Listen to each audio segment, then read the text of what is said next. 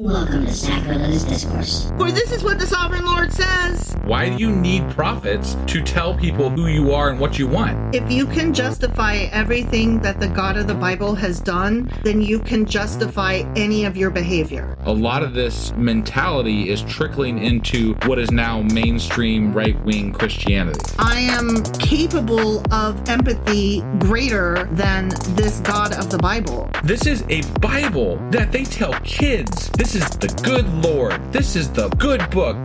He is fantasizing about murder, mass murder. Head over to sacrilegiousdiscourse.com right now to find out how to leave us a review or support us on Patreon.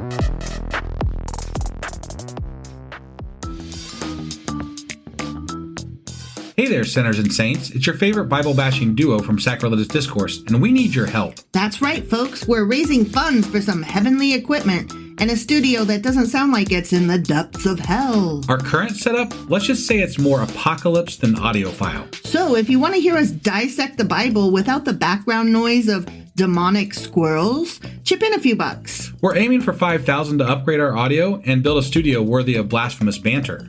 Donate today and help us spread the good word of atheism. You can find a link right on our homepage, sacrilegiousdiscourse.com. Every dollar counts. Even if it's from your collection plate.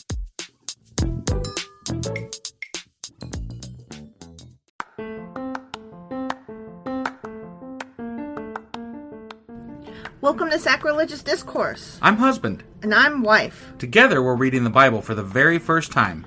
We grew up without religion and wanted to know what all the fuss was about. Well, what have we learned so far? That God is a dick, and apparently some people believe in talking donkeys. We're not trying to pass ourselves off as experts. Nope, we're just reading the Bible for the first time and giving our first take reaction. If you'd like to join us in this venture, you might consider starting at episode 1. Otherwise, jump in wherever you like.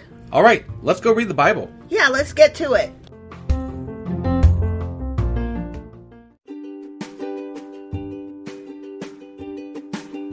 Hey wife, did you know that Anchor is sponsoring our show? Really? Don't we use Anchor to distribute our podcast on Spotify and Apple Podcasts? Yeah, and we are on just about every other platform available as well, thanks to them. Why do we use Anchor as our podcasting service? Well, they make editing and distributing our show a breeze. What if one of our listeners wants to start their own podcast? Then they should head over to anchor.fm or download the app to get started. Awesome! You guys should go do that right now! Husband! Wife! Do you remember what happened yesterday, Friday? Who are you going to call? The Sidonians! Yeah, exactly. That's what I remember. For the tree chopping. Yeah, they're the best tree choppers. They are. Tree choppers. Jesus. Chopping trees. Chopping, yeah. Those things. Chopping the cheese. Yeah. Hiram, king of Tyre, made a deal with Solomon. Okay. And they're going to trade tree chopping with oil and shit. With oil? Like olive oil. I was like, what the fuck? They said they ain't powering vehicles and shit. What do they need oil for? Yeah. No, olive You're right, oil. olive oil. Right. Okay. I got it. All right. So that was 1 Kings chapter 5. Yes. And we are now going into 1 Kings chapter 6. All right, let's do this. Okie dokie. Hey wife, do you like coffee in the morning? I sure do, husband. Morning, noon, night. Which reminds me, I need to add that to our grocery list because we're running low. Wait, before you do that, check out the website ungodlybrew.com where you can purchase a pound of your favorite flavor of coffee. What if I want more than 1 pound? Either order a larger amount, or better yet, get 10% off by setting up a subscription for every 2 weeks, or a month, or whatever works for you. Did you set up something special for our listeners? You know I did. Exclusive for our listeners, get an additional 10% off subscriptions by entering the code SACRILEGIOUSCOFFEE at checkout. That's a hellishly good deal. Ungodly Brew is hellishly good coffee. Okay, 1 Kings chapter 6. Okay. It was mid-spring in the month of Ziv. Okay. I didn't know Month Ziv of was Ziv, huh? I didn't know. Good old month of Ziv. Ziv was a month. Yeah. That's interesting. I might have to look that up. Yeah, Ziv. During the 4th year of Solomon's reign, that he began to construct the temple of the Lord. Okay. Here we go. Constructing the temple of the Lord. Is this going to be as exciting as constructing the ark? Probably. Or, this little bit is called Solomon Builds the House of the Lord. Okay. FYI. All right. So yeah. I didn't read it first in case it was a spoiler, but nope, not a spoiler. Okay. All right. This was 480 years after the people of Israel were rescued from their slavery in the land of Egypt. Good to know. Good to know. So about 500 years later. Right. Okay. Yeah. The temple that King Solomon built for the Lord was 90 feet long, 30 feet wide, and 45 feet high. Okay. I can't picture that because I'm terrible with numbers. So, do you have an idea of what that... Yeah, it's fairly big. Yeah. Like a house big, or... It's probably bigger than a house, I think. Yeah, bigger than a house. Okay. Yep. All right. The entry room at the front of the temple was 30 feet wide. That's a big mud room. Yeah. Running across the entire width of the temple. It projected outward 15 feet from the front of the temple. Solomon also made narrow recessed windows throughout the temple. I like windows. Mm-hmm. He built a complex of rooms against the outer walls of the temple, all the way around the sides and rear of the building. This sounds better so far than the Ark building. They're not going into detail about every little goddamn thing. I don't know. We're not done yet. Well, it's true. It's true. I should have maybe kept my mouth shut. We're getting measurements here, so I fear that's where we're headed. Okay. All right. The complex was 3 stories high, the bottom floor being 7 feet wide, the second floor 9 feet wide, and the top floor 10 feet wide. It doesn't make much sense. It got wider as it went up? Yeah. That's weird. That's weird, right? Yeah. The rooms were connected to the walls of the temple by beams resting on ledges built out from the wall, so the beams were not inserted into the walls themselves. Oh, maybe they... Okay. So, like, they used the beams to hold up those parts that hung over. Oh, okay. The stones used in the construction of the temple were finished at the quarry, so there was no sound of hammer, axe, or any other iron tool at the building site. It was very silent and solemn. Yeah. Let's build this thing silently and solemnly. The entrance to the bottom floor was on the south side of the temple. There were winding stairs going up to the second floor, and another flight of stairs between the second and third floors. After completing the temple structure, Solomon put in a ceiling made of cedar beams and planks. Cool. As already stated, he built a complex of rooms along the sides of the temple building, attached to the temple walls by cedar timbers. I don't know why they repeated it if they literally said, as already stated. Right. Each story of the complex was 7 feet high. That's not very tall. They were so short. Yeah, I would... No wonder 9 feet seemed like a giant to them. Right? Yeah, no, I would feel very cramped in that. Mm-hmm. Then the Lord gave this message to Solomon. Ooh, the Lord is speaking directly to him. That happened. This is the second time this has happened. Yeah. Which is different. This is different. new. Yeah. I mean, like, it's new since for this the generation. times of Moses, basically, right. Or, whatever. It's new for this generation. Right, yeah. Concerning this temple you're building, if you keep all my decrees and regulations and obey all my commands, I will fulfill through you the promise I made to your father David. I hate that whole, if you do good, then I'll keep my promise. Right, and but what if I do bad? Are you not going to keep your promise? Right. Like, what if I fuck up this temple, man? So it wasn't a very good promise if it was built on a stipulation. Right. Because that wasn't the deal that you made. No, not initially. I will live among the Israelites, and I will never abandon my people of Israel. Unless I fucking feel like it. Live up to your side of the deal. Right. So Solomon finished building the temple. The entire inside, from floor to ceiling, was paneled with wood. He paneled the walls and ceilings with cedar, and he used planks of cypress for the floors. He partitioned off an inner sanctuary, the most holy place, at the far end of the temple. It was 30 feet deep and was paneled with cedar from floor to ceiling. That's a lot of cedar wood. It is a lot of cedar wood, but 30 feet deep? Yeah. That's weird. Right? Yeah.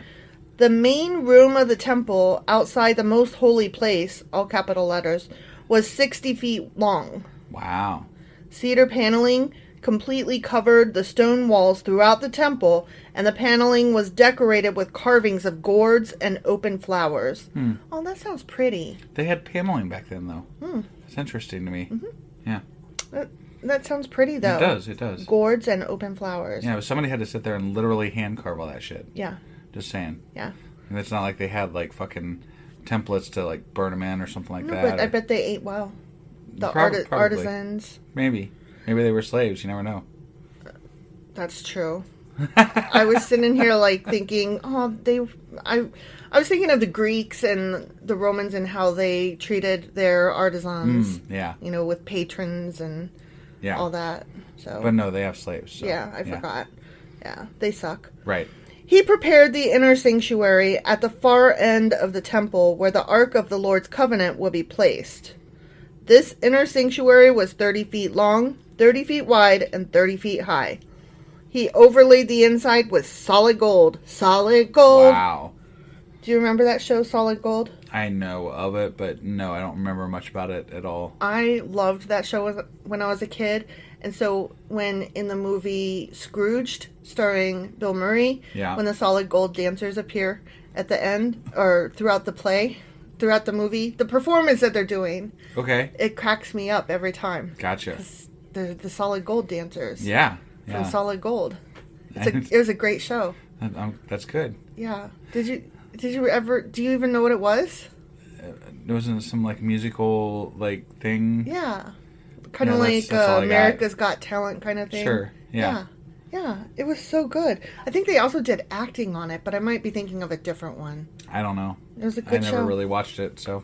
Sorry, I did. It's all right. I'm better than you. Huh? He also overlaid the altar made of cedar. Then Solomon overlaid the rest of the temple's interior with solid gold, and he made gold chains to protect the entrance to the most holy place. Damn, that is a lot of gold. Mm-hmm. Solid. Solid gold. Solid gold is malleable. It is. So very much so. They shouldn't use that because... No, I mean, it doesn't make it secure. It just makes it pretty. Yeah. So he finished overlaying the entire temple with gold, including the altar that belonged to the most holy place. The most holy place is always capitalized. Yeah. Most holy place. Right. He made 2 cherubim of wild olive wood, each 15 feet tall. Wait, wild olive wood? Wild olive wood. There was tame olive wood? No, just... What's the distinction between wild olive wood and It's the not same olive? distinction between wild roses versus well cared for roses. Okay. Weeds. All right. Wild strawberries versus farmed strawberries. It just seems like they wanted to make it sound very, I don't know, whatever, dangerous or something, or no, or weird, it's just It's just a type of wood. Okay, all right. Weirdo. Each 15 feet tall, and placed them in the inner sanctuary. The wingspan of each of the cherubim was 15 feet, each wing being 7 feet long. Wow. Those are some flying baby angels. I mean, yeah. The 2 cherubim were identical in shape and size. Each was 15 feet tall. He placed them side by side in the inner sanctuary of the temple. That doesn't sound like what I think of as cherubim. Mm-mm. Like, these sound like giant fucking angel things. Yeah. I think of cherubim as like babies. The Valentine baby things. Either that or they got out of hand with their babies, They're giant babies. Like, damn, that's a giant baby. That is a giant baby right there. Hate to change that diaper. Their outspread wings reached from wall to wall, while their inner wings touched the center of the room. Touched at the center of the room. Okay. Wow. He overlaid the 2 cherubim with gold. Of course. He decorated all the walls of the inner sanctuary and the main room with carvings of cherubim, palm trees, and open flowers. He did that himself, did he? He decorated it himself? I call bullshit on that. Right. He overlaid the floor in both rooms with gold. I don't think he did that either. No, he called the gold overlayers. Yeah. He's like, you guys do this shit. Mm-hmm. So, I mean, I would understand if they were like, he had this done, he had that done. Right. But they're not. They're saying he did this. And I'm like, no, he didn't. Right. I wasn't there, but no, he didn't. He told them to do it. Right. Yeah. For the entrance to the inner sanctuary, he made double doors of wild olive wood with 5-sided doorposts. No, he didn't. These double doors... I'm going to start saying that every time because this is bullshit. Right. They're making it sound like Solomon built the whole fucking thing. And he didn't. There's no fucking way. These double doors were decorated with carvings of cherubim, palm trees, and open flowers. The doors, including the decorations of cherubim and palm trees, were overlaid with gold. You kind of could have left that out. Right. It goes assumed at this point. Now, they are kind of digging into this, like, boring style. Like, this is what they did. This is what they did. But it's not as bad as the Ark building and You shit. keep saying that, and it's like it keeps going, and I just am worried that you're cursing us. So stop. Oh, okay. All right. Stop. You don't know. I'll stop saying it. It's not as bad as the Ark thus far. Thus far, yeah. Then he made 4-sided doorposts of wild olive wood for the entrance to the temple. There were 2 folding doors of cypress wood, and each door was hinged to fold back upon itself. These doors were decorated with carvings of cherubim, palm trees, and open flowers, all overlaid evenly with gold. Okay. The walls of the inner courtyard were built so that there was 1 layer of cedar beams between every 3 layers of finished stone. This is boring. It is kind of boring. The foundation of the Lord's temple was laid in mid-spring in the month of Ziv. Again, the month of, Ziv. During They did this all in like a month? Mm-hmm. It's fucking crazy. During the 4th year of Solomon's reign. Yeah. The entire building was completed in every detail by mid-autumn in the month of Bul. Okay. During the 11th year of his reign. Got it. Oh, wait. Yeah. Damn, that took Started in his 7 years. Yeah. Took 7 years to build. Crazy. So it took 7 years to build the temple. The end. Oh, that was it? The end. Oh. That was it. Well, see, now the temple's built. Now we don't have to listen to the temple being built anymore. So But we got that out of the way. We kicked that one right out. we don't Like, know. hey, there, we're done. We're done with that temple. We don't know what No, the we're next fucking done. The next chapter might be even worse. You don't know. We're done. We're done. I mean, I'm done. I don't want to hear any more about Solomon's fucking temple. You take your temple and go home. Yeah. All right. Well, as exciting as that was 1 Kings chapter 6. Mm-hmm. And tomorrow we will be doing 1 Kings chapter 7. All right, we'll see you guys tomorrow. Bye.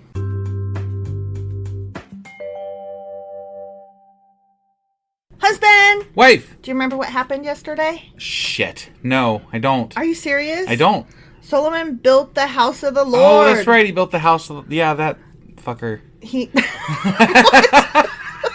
Wow, that was harsh. Oh, sorry. He took like 7 years to get all that wood from the Sidonians. Oh, yeah, they're good choppers. And he made it out of solid gold. Yeah. And that's right. They built it. They built that house of the Lord. They built that temple right good. Yeah. And that's what happened. Okay, so that was 1 Kings chapter 6. Mm-hmm. And today we are doing 1 Kings chapter 7. All right, let's do this.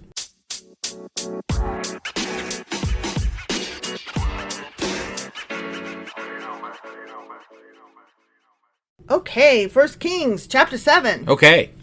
So Solomon also built a palace for himself. Oh, okay. Cool, yeah. cool. I mean, as you know, you built the one for the Lord. Might as well build one for yourself. While right? you're at it. Yeah.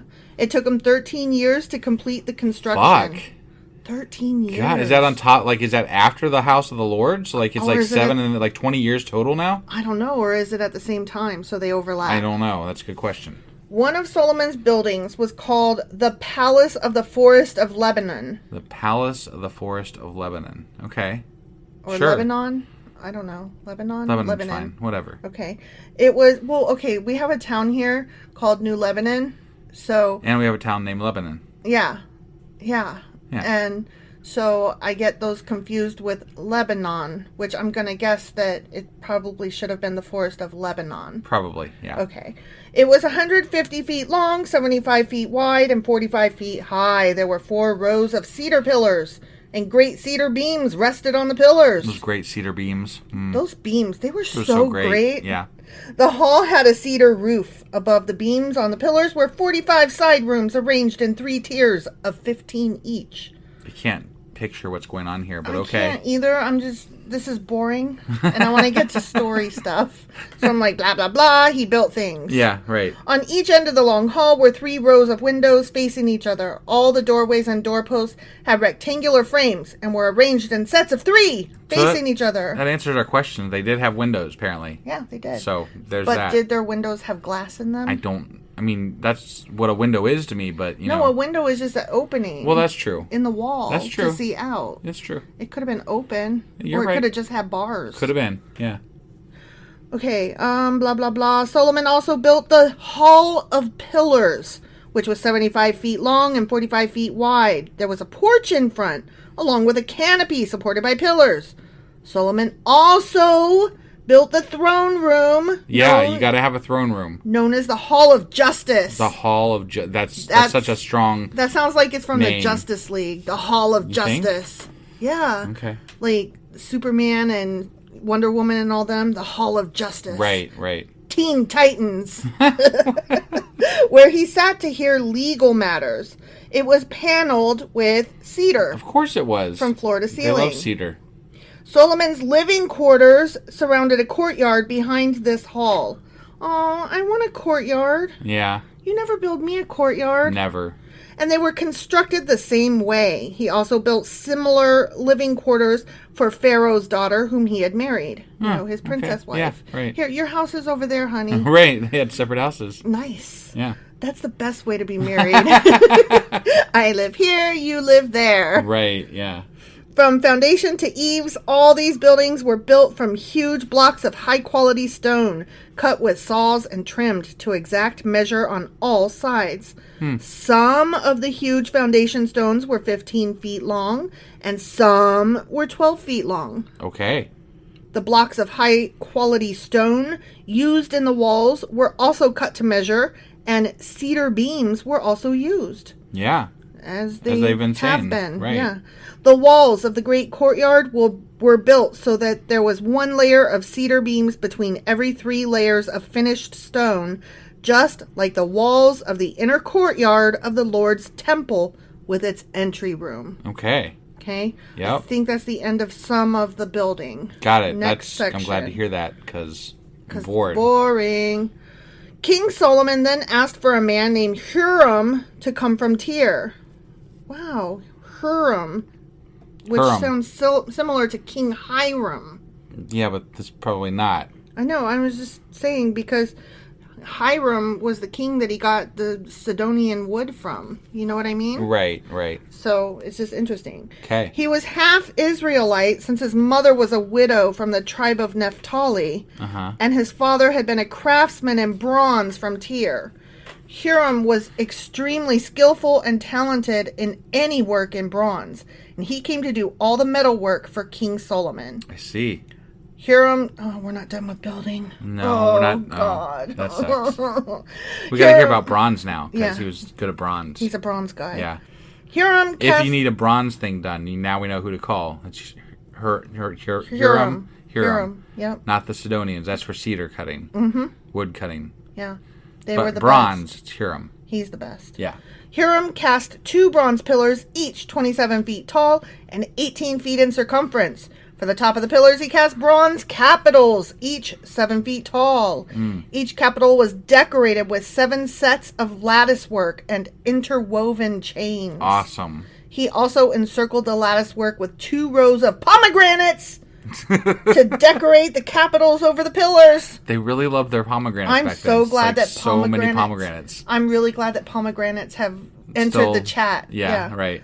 The capitals on the columns inside the entry room were shaped like water lilies, and they were 6 feet tall. Awesome. The capitals on the 2 pillars had 200 pomegranates. Damn. In 2 rows around them. Yeah. Beside the rounded surface next to the lattice work. Good stuff. Huram set the pillars at the entrance of the temple, one toward the south and one toward the north. He named the one on the south Jachin and the one on the north Boaz. We're fucking naming architecture now? Fuck yeah, we are. Jesus Christ. The capitals on the pillars were shaped like water lilies, and so the work on the pillars was finished. Great. Okay? Yeah. Oh, now we're moving into furnishings. Fucking hell. Then Huram cast a great round basin 15 feet across from rim to rim called the sea. I have to go take a bath in the sea.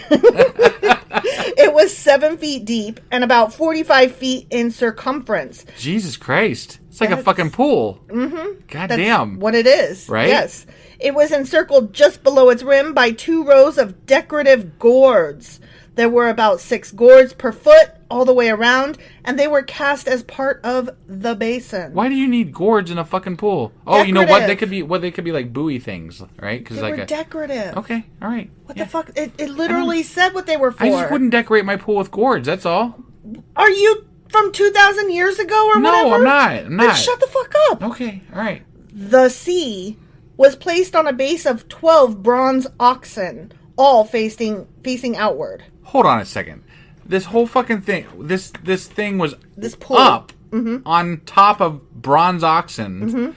Jesus Christ, can you fucking imagine? Like, there's a goddamn pool raised up on top of fucking decorative oxen with gourds surrounding the fucking thing. And pomegranates. Like, what the what? Why? That's just excessive, like, bullshittery. It really is. 3 faced north, 3 faced west, 3 faced south, and 3 faced fucking east. Duh. Okay. I wasn't paying attention to what you had already said. Oh honestly. my god! I was like, "Wow, that was a gimme for you." And then I tried to think of something funny to say, and it didn't come out. So fail. Yeah. And the sea rested on them. Yeah. The walls of the sea. The sea. Were about 3 inches thick. Yeah. And its rim flared out like a cup. And resembled a water lily blossom. That's awesome. It could hold about 11,000 gallons of water. Fucking hell. Jesus Christ! Can you imagine? Can you imagine being the pool boy for this shit? Like, because you know they don't have running water back then, so like you're constantly having changing out stagnant water. Right. That's insane. Somebody is constantly coming in with a new pail. Right. Of yeah, water. like always. Yeah. Hiram also made 10 bronze water carts. Yeah, he did. Each 6 feet long, 6 feet wide, and 4 feet tall. They were constructed with side panels braced with crossbars. It's important knowledge. Yes, very. Both the panels and the crossbars were decorated with carved lions, oxen, and cherubim. For fuck's sake. Do you know what this sounds like to me? Sounds like the dude has way too much money and he's just like fucking frivolously spending it on goddamn pools and buildings. And that's what it sounds like to me. And pomegranates, yeah. And gourds. Like just because he can. He's like, I got money. Yeah. Here, we're just gonna just blow it on shit. Yep. No one's fighting us, so just whatever. Spend, dollar. Right? Above and below the lions and oxen were wreath decorations. Each of these carts had 4 bronze wheels and bronze axles. Who the fuck needs a bronze wheel? Why do you need a bronze wheel? I don't know, but when I hear the word axle, I can't help but think of Beverly Hills Cop 2 when the guy is trying to say Axel and he's like, Achel Foley. Got it. Axel. Yeah. Achel. Yeah. So I was thinking, when you said Axel and you were saying I was thinking of Axl Rose. But that's the first Axel that comes to my head. Now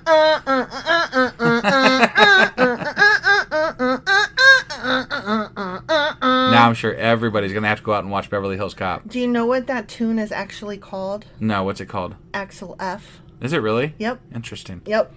I think that is brilliant. There's a little bit of 80s trivia for you. Yeah, 80s trivia for you. It's listed, Beverly Hills Cop, the first one obviously, is listed as one of the top greatest scripts ever written because it's a perfect screenplay. Now, I think I did try to rewatch one of those, like, within the last 5 years, maybe. You shut your dirty mouth. I don't think it really holds up. No, it does. I watched it recently. But there's way too well. many comments about, like, things that are not okay to say. Okay, no, but you go into it knowing that. Okay, all right. But the funny parts are, like, the jokes still hold. Sure, you know what I mean? Sure. Not the ones that are cringy. Ones that are cringy. Obviously, that doesn't hold up. Right. But the story and the humor itself does hold up. All right. That's what I meant to say. All right. But you're right. It wasn't good. No. There were supporting posts for the bronze basins at the corners of the carts. These supports were decorated on each side with carvings of wreaths. Okay. The top of each cart had a rounded frame for the basin. It projected 1 feet above the cart's top. 1 feet above, not 1 foot above, huh? Like a round pedestal, and its opening was 2 feet across. It was decorated on the outside with carvings of wreaths. The panels of the carts were square, not round. Okay. Nor triangular, nor hexagonal. Right, yeah. None of those other shapes. No. Square, not round. Right. Under the panels were 4 wheels that were connected to axles that had been cast as one unit with the cart. The wheels were 2 feet in diameter and were similar to chariot wheels. Okay, I'm just buzzing through this because it's bullshit. It's bullshittery and boring. And again, this guy has way too much goddamn money to spend on bullshit. Nonsense. The axle, spokes, rims, and hubs were all cast from molten bronze. There were handles at each of the four corners of the carts, and these too were cast as one unit with the cart. Just from the mere fact that they're building the whole goddamn thing out of bronze makes it like you're going to have multiple people wield these things. Like, you can't just have some... Like, you're not taking your radio flyer wagon. Right, these are not utility things. They're excessively... They're just excessive. That's all. They're ridiculous and stupid. They didn't think ahead on these things. No. Around the top of each cart was a rim 9 inches wide. Rim. The corner supports and side panels were cast as one unit with the cart. Carvings of cherubim, lions, and palm trees. Oh my. Decorated the panels and corner supports wherever there was room. Yeah. And there were wreaths all around. There were lots of fucking wreaths. So many wreaths. They got the most wreaths. They had the most wreaths. They even outshone Michaels. Yeah. And Hobby Lobby and Joanne Fabric. They had the most wreaths of all. That's why those places are Christian places, right? Oh my God. They're not all. Only Hobby Lobby, I think. Hobby Lobby. I could be mistaken, but I believe Hobby Lobby... I know Hobby Lobby is the only one of those three that's closed on Sundays, and they are... the ones that are Hobby Lobby definitely is like Christian. Yeah. So. I don't think the other two are. I think the other two are just like, nah, we're just here for business. Got it. Okay. We just want your fucking money. We don't Christian pretend or otherwise. Not, whatever. Yeah. Here's your fucking beads. Get your fucking happy planner here. All 10 water carts were the same size and were made alike, for each was cast from the same mold. Huram also made 10 smaller bronze basins, one for each cart. Each basin was 6 feet across and could hold 220 gallons of water. Fuck. Nobody could pull it, but who gives a fuck? Right. He set 5 water carts on the south side of the temple and 5 on the north side. Right. The great bronze basin called the Sea was placed near the southeast corner of the temple. He also made the necessary wash basins, shovels, and bowls. So at last, Huram completed everything King Solomon had assigned him to make for the temple of the Lord. The 2 pillars, the 2 bowl-shaped capitals on top of the pillars, the 2 networks of interwoven chains that decorated the capitals, the 400 pomegranates that hung from the chains on the capitals, 2 rows of pomegranates for each of the chain networks that decorated the capitals on the top of the pillars. Mm-hmm. That was in parentheses, so I had to use parentheses voice. Got it. The 10 water carts holding the 10 basins, the sea, and the 12 oxen under it, the ash buckets, the shovels, and the bowls. Huram made all these things of burnished bronze for the temple of the Lord. Wait, ash buckets? Do you think they could... Oh, you know what? I wonder if they could, like, heat the pool, because they just, like, light fires underneath it and shit. Yeah. Interesting. Mm-hmm. Anyway, he made that for the temple of the Lord, just as King Solomon had directed.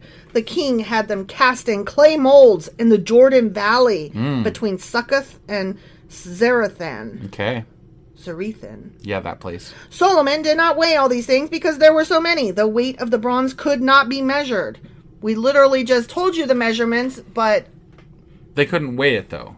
There was so much, they couldn't weigh it. Okay. There's like, we need a fuck ton, so send us a fuck ton. Okay? Got it. Yeah. Solomon also made all the furnishings of the temple of the Lord. The gold altar, the gold table for the bread of the presence, the lampstands of solid gold, 5 on the south and 5 in the north, in front of the most holy place, all capital letters. Mm-hmm. The flower decorations, lamps, and tongs, all of gold. The small bowls, lamp snuffers, bowls, ladles, and incense burners, all of solid gold. The doors for the entrances to the most holy place, and the main room of the temple with their fronts overlaid with gold. I have a feeling that we hear a lot about Solomon still because people like their money. Mm-hmm. I'm just saying, like, this is like just so much. This is so fucking much. So flashy. Right? It's unnecessary. Yeah. All I could think of is truck nuts. I'm thinking more like the flashy, like fucking the preachers that have their goddamn private jets, lizard snake boots and fucking diamonds on every fucking hand and private jets and everything. I'm like, yeah, this guy is like showing off his wealth for sure. So King Solomon finished all his work on the temple of the Lord. Then he brought all the gifts his father David had dedicated. the silver, the gold, and the various articles, and he stored them in the treasuries of the Lord's temple. The end. Okay. I don't know why God needs this much fucking fanfare. He don't. And I don't know why Solomon needs this much fanfare when I'm don't. sure that there are people starving in his kingdom. Mm-hmm. I'm positive of it. Yes. Because there's rules on how to feed the fucking starving. Yeah.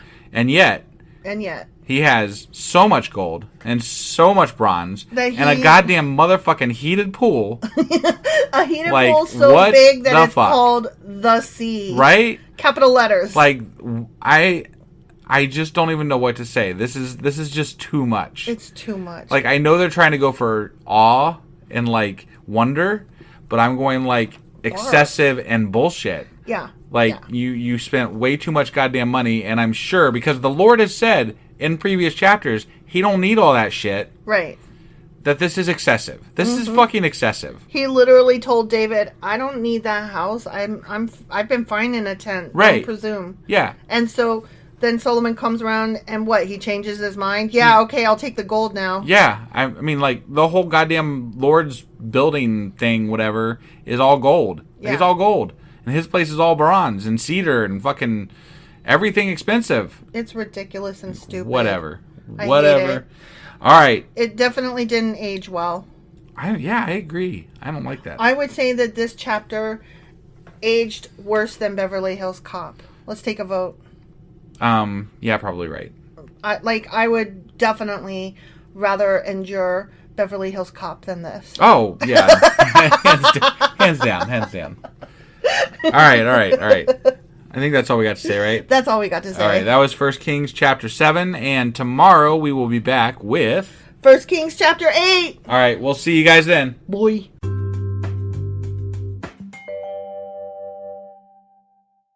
Husband. Wife. Do you remember what happened yesterday? Solomon built a big-ass pool called the Sea. The Sea. And he spent a shit ton of money on bronze and cedar paneling and previously on the gold on the thing, and like, I mean, dude's like spending all the fucking monies. And he built lots of things. Two things, but like temples and houses and wagons and axles. That's right. Yeah. Yeah, fucking pure bronze carts. Like, what? Who fucking builds a pure bronze cart? Only an idiot. Some bullshit. Like, can you imagine? I need you to make me a bronze screw because it's got to be all bronze. That's just dumb. It's dumb. It's overkill. It's definitely fucking overkill. All right. Well, that's what happened yesterday. And that was 1 Kings chapter 7? Yep. And today we're going to get into 1 Kings chapter 8. Awesome. Let's do it. Okie dokie.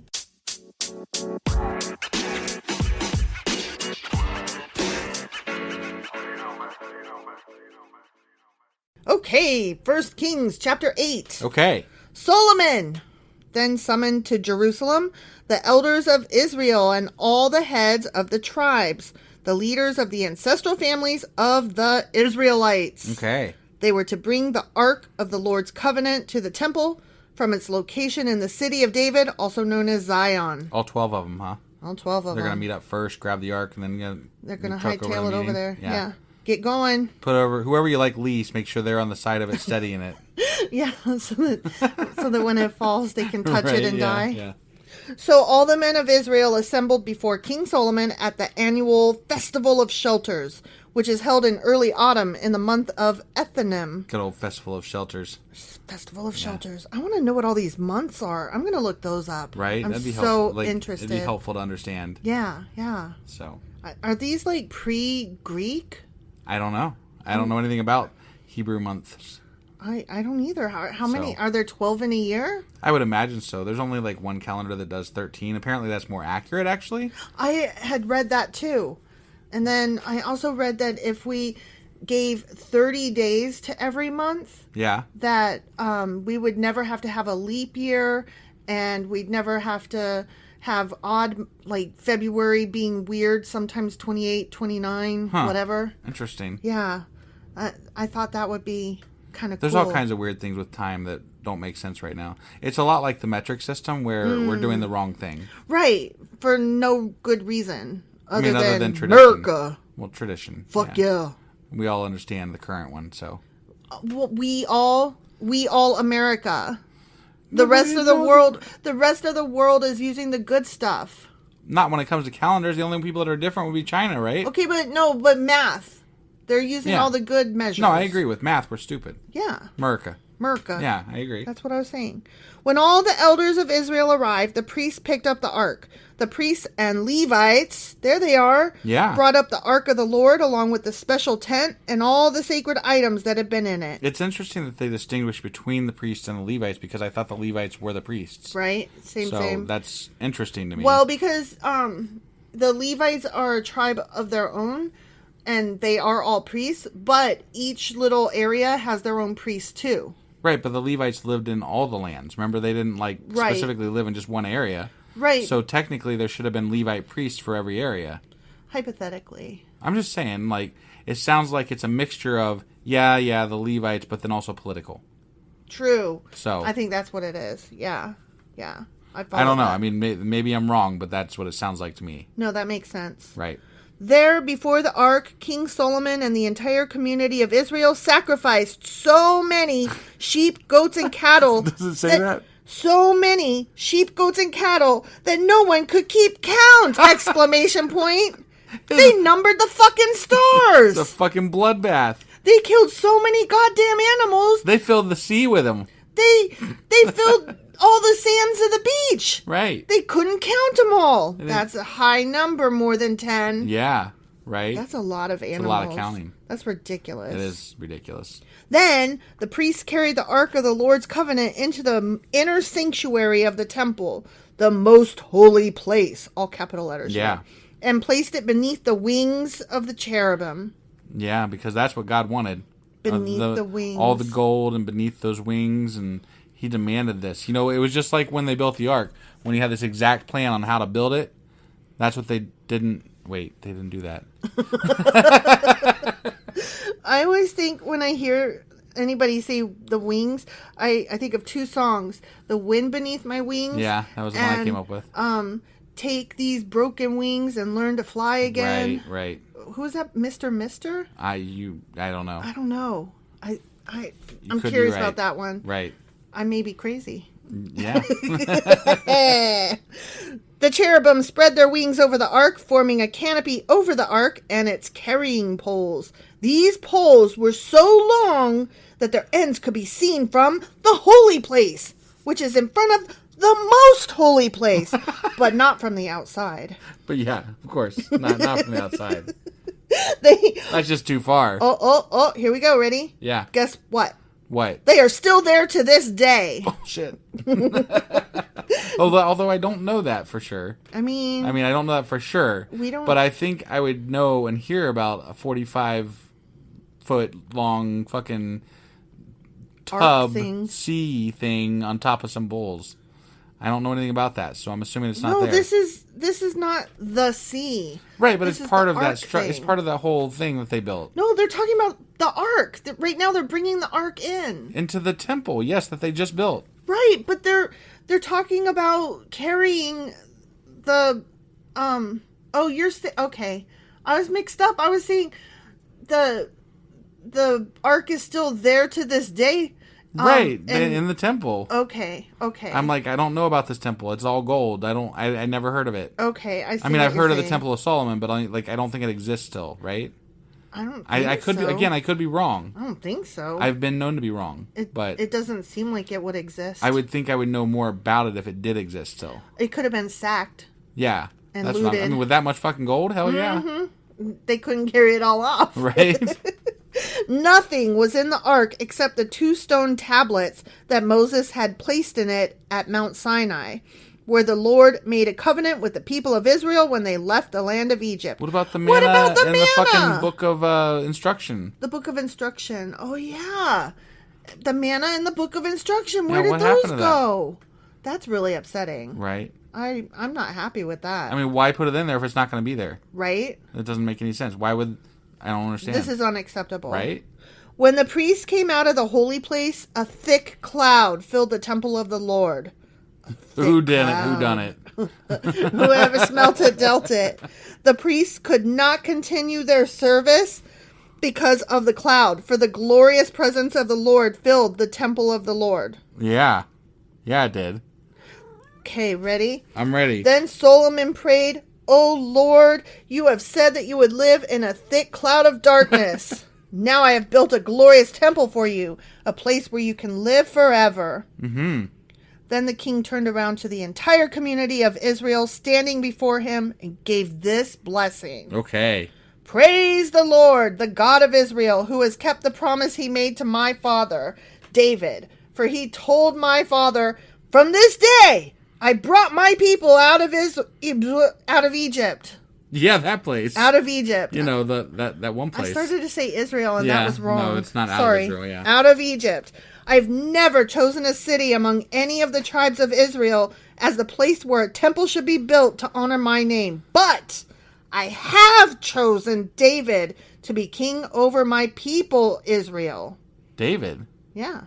Where was Solomon now, though? Then Solomon said, my father David wanted to build this temple to honor the name of the Lord, the God of Israel. But the Lord told him, you wanted to build the temple to honor my name. Your intention is good, but you are not the one to do it. One of your own sons will build the temple to honor me. Yeah. And now the Lord has fulfilled the promise he made, for I have become king in my father's place. And now I sit on the throne of Israel just as the Lord promised. I have built this temple to honor the name of the Lord, the God of Israel. Yeah. And I have prepared a place there for the ark, which contains the covenant that the Lord made with our ancestors when he brought them out of Egypt. Right. Then Solomon stood before the altar of the Lord in front of the entire community of Israel. The entire community. Right. All yes. of them. Yes. He lifted his hands toward heaven, and he prayed, O Lord, God of Israel, there is no God like you in all of heaven above or on the earth below. You keep your covenant and show unfailing love I don't know about that. to all who walk before you in wholehearted devotion. Okay. You have kept your promise to your servant David, my father. Yeah. By letting you build a gold place to store the ark. Yeah. Yeah. Okay. You made that promise with your own mouth, and with your own hands you have fulfilled it today. Wait, what? What? God has a mouth. I don't know. I'm okay. I'm just confused. gonna I didn't carry think on. you're allowed to even look at God. So how would they know this? Like specifically. I feel like I'm being nitpicky here, but I'm like, I mean, we are, but still. God, that really threw me. Like, you just humanized him right quick. Right. Well, and that's the You gave him physical form, and I don't understand. The reason that this is bothering me is because throughout the Bible so far, they've chosen to see him however they want to see him in any given book. Like in this book, we're going to see him this way. In that book, we're going to see him this way. Right. It's whatever they feel like at any given time. Switchy outy. Right. Yeah, not kind of cool. bullshit. It's bothersome. Right. And now, O Lord, God of Israel, carry out the additional promise you made to your servant David, my father. For you said to him, if your descendants guard their behavior and faithfully follow me as you have done, one of them will always sit on the throne of Israel. Boy, that's very presumptuous that you're that good that you're going to fulfill that promise for him. Mm-hmm. So... Now, O God of Israel, fulfill this promise to your servant David, my father. But will God really live on earth? Why, even the highest heavens cannot contain you. How much less this temple I have built? Nevertheless, listen to my prayer and my plea, O Lord my God. Hear the cry and the prayer that your servant is making to you today. Oh, this is boring. I want a story, not a long... prayer chapter that's nothing but a big long prayer. No, I know. Okay, here we go. May you watch over this temple night and day, this place where you have said, my name will be there. May you always hear the prayers I make toward this place. May you hear the humble and earnest requests from me and your people Israel when we pray toward this place. Yes, hear us from heaven where you live, and when you hear, forgive. If someone wrongs another person and is required to take an oath of innocence in front of your altar in this temple, then hear from heaven and judge between your servants, the accuser and the accused. Punish the guilty as they deserve. Well, I thought he just said forgive. Well, if they... But no, we're going to punish. Yeah, punish. Okay. Punish. I was just checking. You can't forgive and punish. I guess after you punish, you can forgive? Maybe you forgive first and then punish. Okay. I forgive you. Now bend over. I gotta whip you. And then they can all go for a swim in the sea. Acquit the innocents because of their innocence. If your people Israel are defeated by their enemies because they have sinned against you, and if they turn to you and acknowledge your name and pray to you here in this temple, then hear from heaven and forgive the sin of your people Israel, and return them to this land you gave their ancestors. But he just said punish them. Well, now Which he's is it saying now? forgive them again. Forgive them and punish them and forgive them and punish them. Yeah, I guess. Whichever is most appropriate in looking back on history, which hasn't happened. Right. Then I mean, if it's all of us, obviously you got to forgive us. But like, if it's just like one dude, then obviously you got to punish him. Right. Punish him. If the skies are shut up and there is no rain because your people have sinned against you, and if they pray toward this temple and acknowledge your name and turn from their sins because you have punished them, then hear from heaven and forgive the sins of your servants, your people Israel. See? Forgive again. Yeah, make it rain. Make it rain. Teach them to follow the right path and send rain on your land that you have given to your people as their special possession. If there is a famine in the land, or a plague, or crop disease, or attacks of locusts or caterpillars, Then fucking pray for forgiveness. or if your people's Jesus. enemies are in the land besieging their towns, whatever disaster or disease there is, and if your people Israel pray about their troubles, raising their hands toward this temple, then hear from heaven where you live and forgive. He sure is worried about a lot of things that could, quote unquote, happen. If I break those my arm, Israelites. fix it. If my light bulbs break, get me some new ones. Yeah. This is, It's stupid. I mean, just They're obviously going to fuck up. Like, that's the whole point, right? I Like, people know. fuck up and then they pray and then they get forgiven or they don't. They get punished and killed or whatever. Something fucking happens to them and then, yay God. and then he gets lots of gold and gets to sit in a goddamn palace. that sounds about right. That checks. Give your people what their actions deserve, for you alone know each human heart. That Yeah, except for that he can't hardly keep track of like 5 people, so he whatever. couldn't even keep track of 2 people. Right, no, I was being generous. Then they will fear you as long as they live in the land you gave to Fear. our ancestors. Fear you. Not like revere you and love you, Right. but fear you. Yeah. I hate it when they say that because My I'm like, parents say you're supposed to fear God. why? Why do I want to fear anything? If I get to choose to believe or not believe, I'm not going to choose on purpose to Right? be afraid of something. Yeah. No. That makes no damn sense. I'm not going to be afraid of God. Fuck that shit. Fuck that shit. If I'm wrong, oh well, I guess I'm due to get punished. Right, but whatever. Whatever. Just punish me then. Yep. In the future, foreigners who do not belong to your people Israel will hear of you. That is true. Mm-hmm. That did happen. That did, yeah. They will come from distant lands because of your name, for they will hear your great name and your strong hand and your powerful arm. And when they pray toward this temple, then hear from heaven where you live and grant what they ask of you. Mm-hmm. In this way, all the people of the earth will come to know and fear you, just as your own people Israel do. This is kind of like acknowledging the fact that it's going to spread, right? Mm-hmm. So, like, this is the first time I've really heard them acknowledge that, yes, there can be other people that worship God outside of the Israelites. And it's not just his chosen people, but there's going to be more people that worship him and love him and whatever. Fear him. Fear him. So, yeah. Fear. but that's the first time I've really heard it. Like, it's going to be more than just us. Yeah. There's That's going kind to of be interesting. others. Yeah. They too will know that this temple I have built honors your name.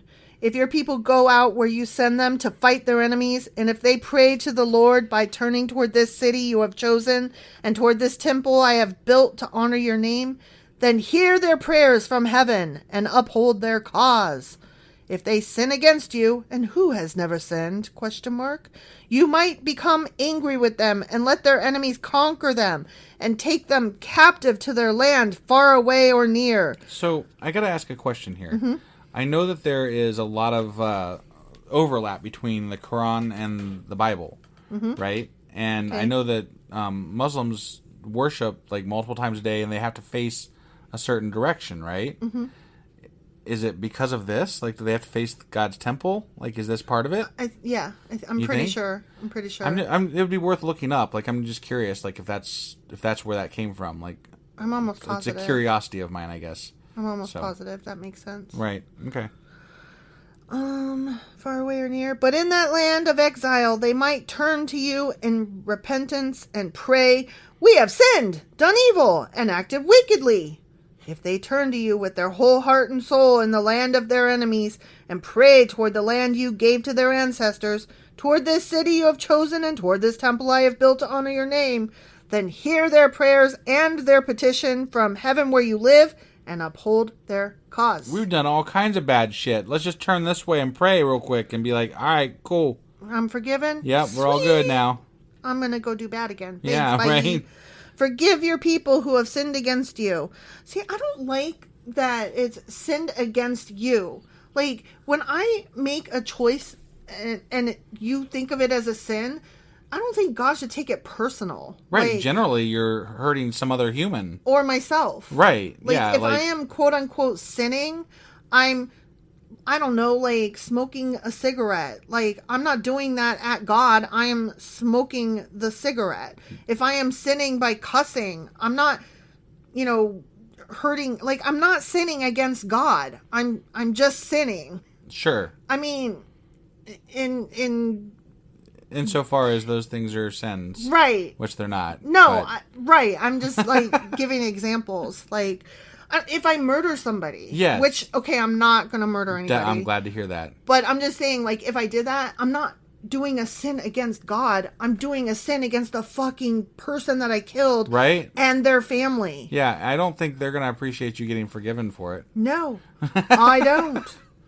Forgive all the offenses they have committed against you. Make their captors merciful to them, for they are your people, your special possession, whom you brought out of the iron-smelting furnace of Egypt. May your eyes be open to my requests and to the requests of your people Israel. This is so boring.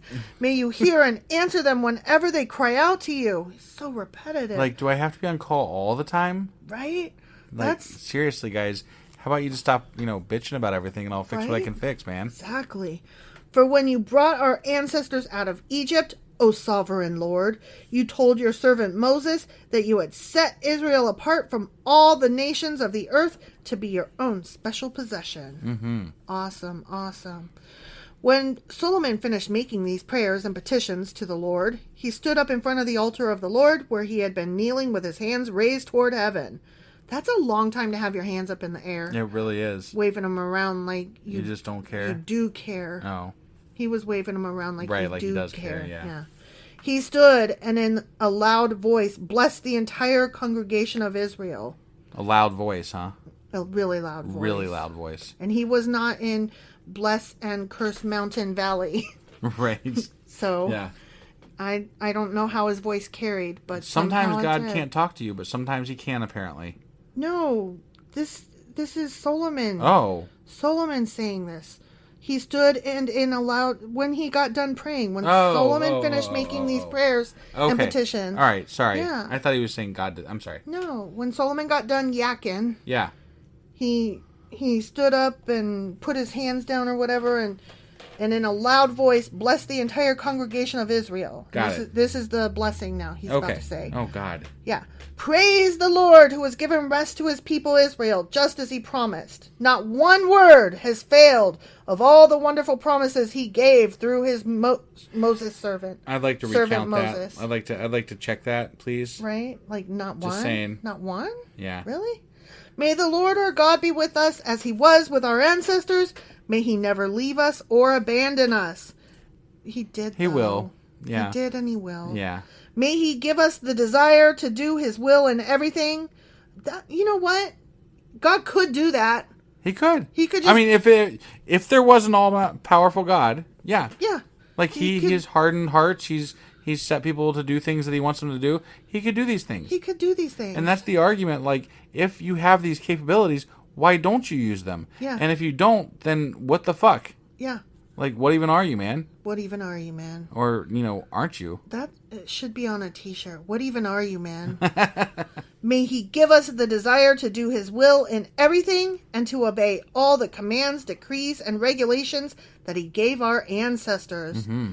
And may these words that I have prayed in the presence of the Lord be before him constantly, day and night, so that the Lord our God may give justice to me and to his people Israel according to each day's needs. Wow. Oh, so many praise. Yeah. I can't do all the praying. It's a lot of praise. Then people all over the earth will know that the Lord alone is God and there is no other.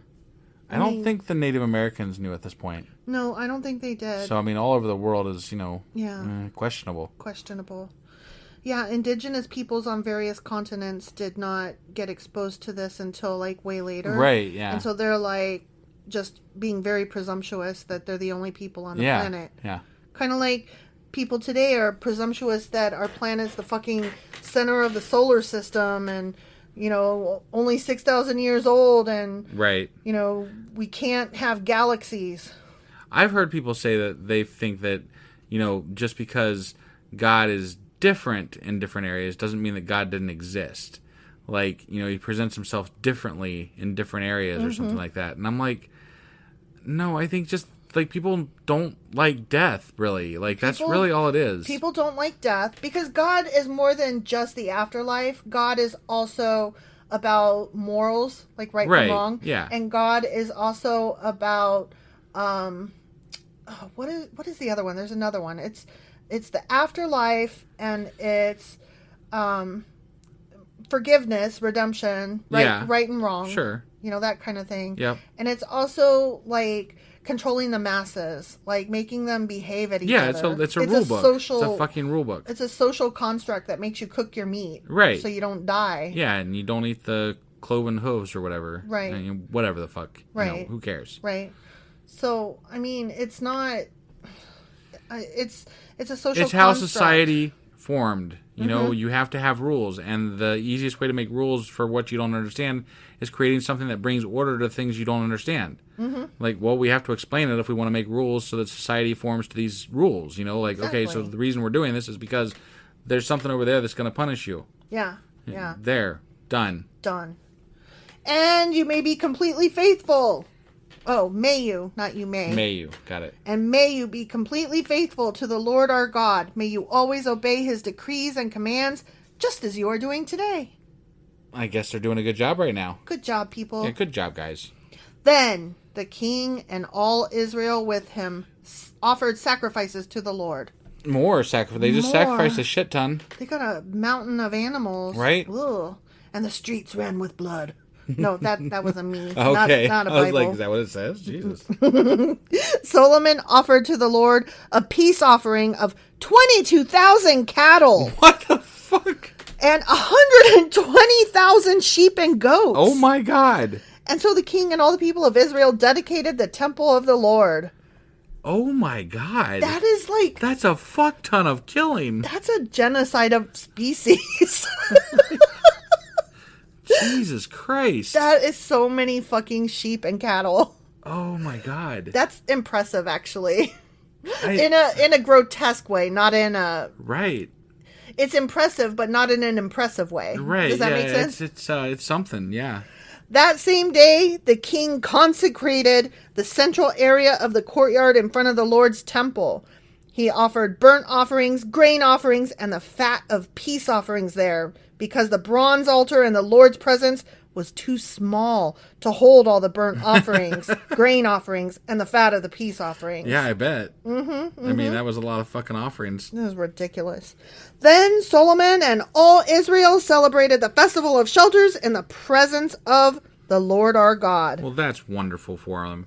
A large congregation had gathered from as far away as Lebo Hamath in the north and the brook of Egypt in the south.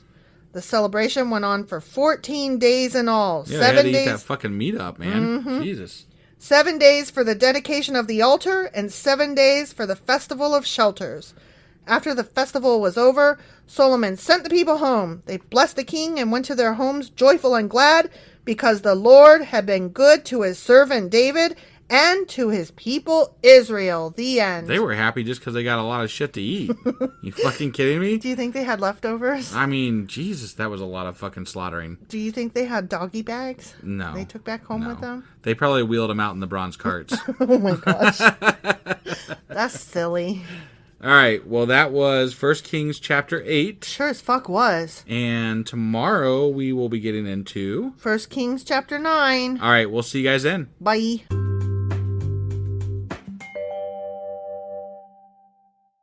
Husband. Wife. Do you remember what happened yesterday? They killed hundreds of thousands of animals. They did. They did. In the process of bringing the ark into the temple. Yes. Yeah. And then they prayed a lot, and that was pretty much it. Yeah, it was kind of boring. Mm-hmm. But, yeah, that's what happened. It was a longer chapter that was completely unnecessary. Agreed. Yeah. Agreed. All right, well, that was First Kings chapter 8. And now we're going into 1 Kings chapter 9. Let's do this. Okie dokie.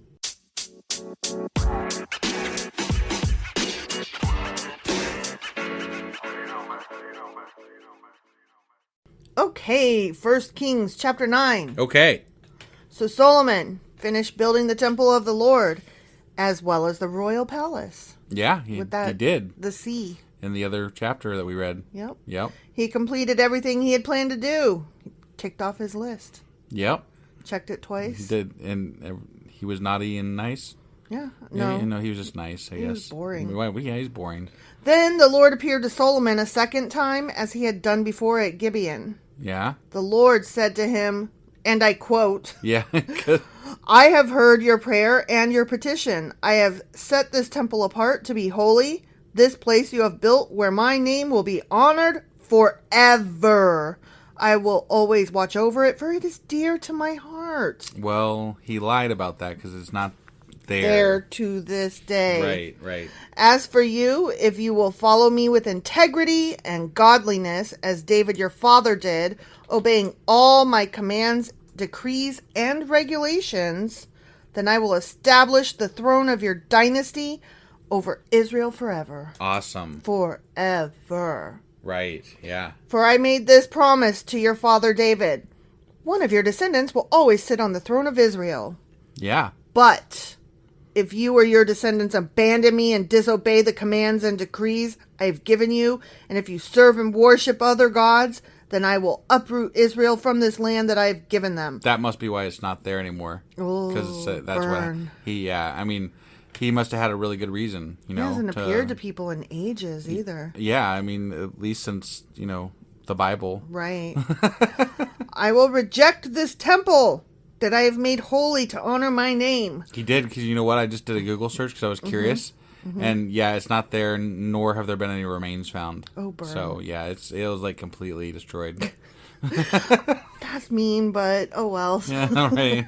I will make Israel an object of mockery and ridicule among the nations. Well, that's our job. That's our job. Oh my god, babe, we're prophets. We're fulfilling. Yeah, God wanted us to do this because we're fulfilling prophecy. They're worshiping other things and whatever. We're being tools of God. Yeah, I guess You're such a tool. Right. And though this temple is impressive now, all who pass by will be appalled and will gasp in horror. Or they won't even know it's there because it's not. I mean, we're reading about it and we were appalled. Right. They will ask, why did the Lord do such terrible things to this land and to this temple? And the answer will be, sigh, because his people abandoned the Lord their God who brought their ancestors out of Egypt, and they worshipped other gods instead and bowed down to them. That is why the Lord has brought all these disasters on them, end quote. Okay. I wonder what all the disasters were that led to them not being able to find Solomon's temple in the 45-foot long tub sea thing. Yeah. Pool. And the axles and the wagons. I mean, that was a lot of fucking metal to disappear, Yeah, that's true. That's a lot of metal to disappear. That's true. It took Solomon 20 years to build the Lord's temple and his own royal palace. At the end of that time, he gave 20 towns in the land of Galilee to Hiram, King Hiram of Tyre. So that answered that question. I wondered if they had done it at the same time or in succession. They did it one after the other. Mm-hmm. So, He just kept kept on swimming. Right. Okay, I gotta do parentheses voice Oh, here. okay, yeah. Hiram had previously provided all the cedar and cypress timber and gold that Solomon had requested. End parentheses. Yeah. They were just reminding you, in case you forgot. Good job, Hiram. 2 fucking chapters ago. That he supplied all the wood. Right. Was he Sidonian? Yeah. He was? He was the Sidonian king. Okay. That he made I was the just making deal sure. with. I remember the Sidonians chopped good wood. Mm-hmm. But I couldn't remember if Hiram was the king of the Sidonian wood choppers. Nice wood. But when Hiram came from Tyre to see the towns Solomon had given him, he was not at all pleased with them. What kind of towns are these, my brother? He asked. So Hiram called the area Kabul. Kabul? Sure, I don't know. Cabul. Kabul. Kabul. I don't know. Kabul. He called that area Kabul, which means worthless. No, okay. As it is still known today. I think there is a Kabul in Afghanistan, maybe. Yeah, that sounds familiar. I believe. That's sad. I could be wrong about that. I don't want that to mean worthless. Yeah. I don't want that to be a thing that's Well, true of a place today. Right. That's what that I means. don't think it's worthless if it's still there. Yeah, just... It obviously had some purpose. Yeah, just so you know. If there's a town there, then it had purpose. Right. People wouldn't just settle in a worthless area. Yeah, that's They would true. settle where there was resources to be, used and had. Yeah. Yeah, we're not calling you worthless, Yeah, Kabul. you guys are good. Nevertheless, Hiram paid Solomon 9,000 pounds in gold. This is the account of the forced labor. Oh, I hate it when they do accounts of anything. Yeah. Of the forced labor that King Solomon conscripted. Forced labor that was conscripted. Slaves. To build the Lord's temple, the royal palace, the supporting terraces, the wall of Jerusalem, and the cities of Hazor, Megiddo, and Gezer. Don't forget the fucking bronze carts. Yeah. Right? The axles. Yeah. The axle follies. Okay, more parentheses voice. Ready? I'm ready. Pharaoh, the king of Egypt, had attacked and captured Gezer, killing the Canaanite population and burning it down. Oh, He man. gave the city to his daughter as a wedding gift when she married Solomon, so Solomon rebuilt the city of Gezer. End parentheses. Okay. Can you imagine giving a city as a wedding gift? Hey, I'm just going to get you, I don't know, New York, Hell. I'm going to go downtown and be like, I conquered you! And then, it's yours, darling. Oh my god. What will we give our kid on their wedding day? A city? Let's see. What could we give them? Well, I mean, we could go to Los Angeles. That way we can get both coasts, Like, Oh, nice, right, nice. Yeah. Here. I've always wanted to go to, what's that place? New Orleans. New Orleans? Yeah. That's not on the coast. It's on a coast, the Gulf Coast. Right, but it's not on the West Coast. No, I'm covering the third base here. Like, okay. like you got I got to have them all. And then, all 3 coasts? Yeah. A monopoly on the coast. Yeah, exactly. Okay. What about... I'll just go downtown of each of these cities and I'll just announce victory. And then I'll just give them to whoever I want to give them to. our You kid? and my daughter. Yeah. Nice. Yeah. Well done. Well done. Yeah. I accept. Right.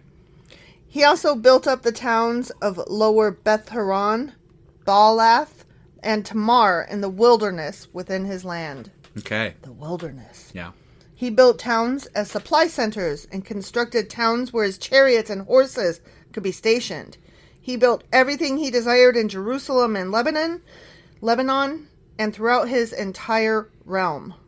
There were some people still living in the land who were not Israelites, including Amorites, Hittites, Perizzites, Hivites, and Jebusites. Some of those guys were completely destroyed at other points in the Bible. Mm-hmm. Just saying. Yeah. Just throwing that out there. Yeah, this is weird. Like, you're the one survivor of this completely conquered nation. No, none of that was true. That's what happened. Right, So. right.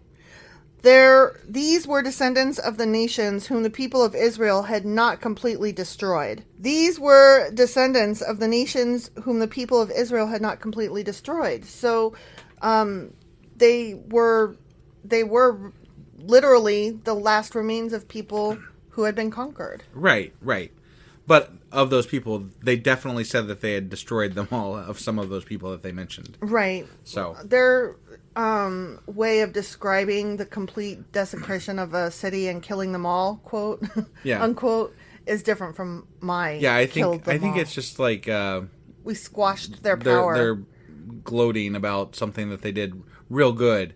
Yeah. But maybe not to the point where, they actually destroyed them all. Yeah. So. Yeah. And we have to go through and be like, oh, you didn't actually mean the thing you said. Right. And which the reason I point these things out is because this is, in many people's opinion, God's word. Right. And if God does not say the correct thing, then there's something not right about that. Yeah. That's not... He's supposed to be infallible, right? Right. Yet he is. Fallible. At least if we're taking the Bible as God's word. Right. He is definitely fucking fallible. Totally fucking fallible. That motherfucking fallible motherfucker. Sorry, I just felt like going off a little bit there. You're so fallible. Yeah. Ugh. So Solomon conscripted them as slaves, because of course they they said slaves. Okay. And they served as forced laborers to this day. But Solomon did not conscript any of the Israelites for forced labor. Of course he didn't. Because he's a xenophobic fuck. Yeah, I mean, you gotta conscript the foreigners as slaves. That's who you conscript. Yeah. Racist son of a bitch. Yeah. Instead, he assigned them, the Israelites, to serve as fighting men, government officials, officers and captains in his army, commanders of his chariots, and charioteers. Those sound like pretty prestigious jobs. Yeah, that's what he's saying. Ones that are well thought of and not slaves. Respectable jobs. Definitely not slaves. Right. Ugh, the whole thing is just so gross to me. I just find it odd that there are fucking slaves in the Bible. Yeah. Like, all the time. And God just, fine with it. He's good with it. He's just fine with it. He's like, whatever, slaves. Yeah. Yep. Cool. It's just that, we gotta have some slaves. We need slaves. We're supposed to have I'm slaves. God, and slaves are okay. Right. Except that it strikes me that the loudest Christians are white Americans who would be slaves.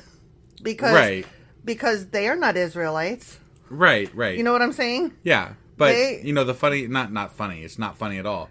But the American slavery institution was justified by using the Bible. Right. And I just... It's sickening. Like, and I can see why and how. Like, they very much... Like, so... Israelites have come to be known... Like, we've adopted... that we are all God's people. And if you are not part of that group, then that's how they justify making you a slave. Right. And then even beyond that, once you even adopt that God, they're like, well, but you're still lesser than us. Right. Like, oh, because you said so? Right. Because you got the bigger gun. I'm sure God's just fine with it, right? Because he's a dick. Sure. So it just makes me laugh. If these people were alive today, white Christians would be slaves. They just would. Yeah. Because they're not Hebrew. They're not Hebrew. They're not from that land. They're outside of that land. Right. They're not from there. Right. So I don't know what makes white Christians think so highly of themselves. They literally would be slaves. So why the fuck are they so fucking high and mighty and excited about this God? Because they got money and other people don't. Right. So Solomon appointed 550 of them to supervise the people working on his various projects, to supervise the slaves. Yeah. So Solomon moved his wife, Pharaoh's daughter, who doesn't even get a name anymore. I think her name was mentioned once. And all we know about her is that she is the princess. Got it. She's the princess that he married. Yeah. He moved her from the city of David to the new palace he had built from her. Oh. Ooh la la. But remember, she had like a separate house in the palace somewhere? Yeah. Or something like that? Yeah. I don't know. Maybe he just wanted her not just in a separate palace, but in a separate city altogether. Then he constructed the supporting terraces. Oh, okay. That's an odd... Wait, then he what? Yeah. So he took her to this other city, and then he built her some balconies. Okay. Yeah. It's so fucking weird. Sure. 3 times each year, Solomon presented burnt offerings and peace offerings on the altar he had built to the Lord. He also burned incense to the Lord. And so he finished the work of building the temple. King Solomon also built a fleet of ships at Ezion-Geber, a port near Elith, in the land of Edom, along the shore of the Red Sea. So we learned that Solomon and his mom, Bathsheba, were very much part of writing this book. This history, yeah. And it's just sounding like a fluff piece to me. Like, I'm like, this is such bullshit. Like, you guys, I mean, this guy sounds like just the most fucking... The richest, wonderful, most richest, powerful. most fucking godly person that ever existed. And, of course, he's the wisest, too, remember. Don't forget about that. And I'm just like, this is... It's not true. This can't be... This can't be fucking true. It's like, such bullshit. It's what you would expect a 5th grader to write. Right? Like, I'm all good. I did all the good things. Yay! I'm powerful. I'm the biggest and the bestest. Yeah. And the smartestest. Hiram sent experienced crews of sailors to sail the ships with Solomon's men. They sailed to Ophir and brought back to Solomon some 16 tons of gold. The end. Wow, 16 tons of gold. How many Jesus ships? Christ. How many ships did that take? I don't know. Because, you can't put too much on board. It's going to sink your ship. Right? Fucking heavy. Yeah, 16 tons of gold. Right? Where the fuck do you just sail and go find 16 tons of gold at? I don't know. I guess back Ophir. then. Right, yeah. They went to Ophir and they brought back gold. Okay. Well, that's some good shit, I guess. I guess. He's doing good. He's bringing all the gold and all the doing all the riches, things and, yeah. and Put stuff. his wife up in a fucking palace of Gave her his own. wife a city. Yeah. I mean, Yeah. dude's got it going on, man. He does. Solomon's the best. Yeah, something like that. Whatever. All right. Well, that was 1 Kings chapter 9. And tomorrow we will be back for 1 Kings chapter 10. We'll see you guys then. Bye.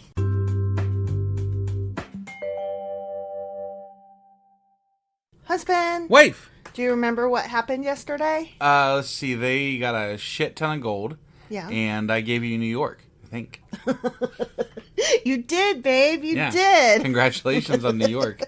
And you gave L.A. to our child, I think? Yeah, and Then you claimed New Orleans for yourself? Yeah, that's what I meant Okay. to do anyway. Yeah. So yeah.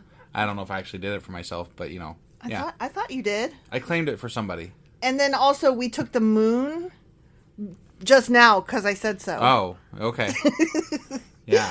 Yeah, they had slaves and slave labor. Yeah, that's right. In the people who they had captured that weren't Israelites. God that just was lived good with there. it. And God was great with it. Yeah. They made a deal with Hiram. Yeah.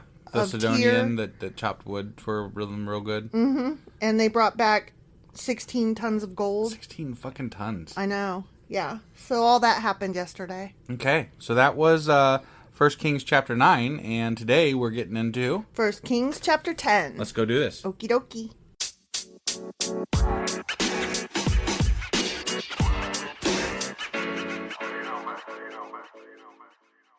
Okay, 1 Kings chapter 10, and boy am I excited. Oh, shit. I'm a little scared.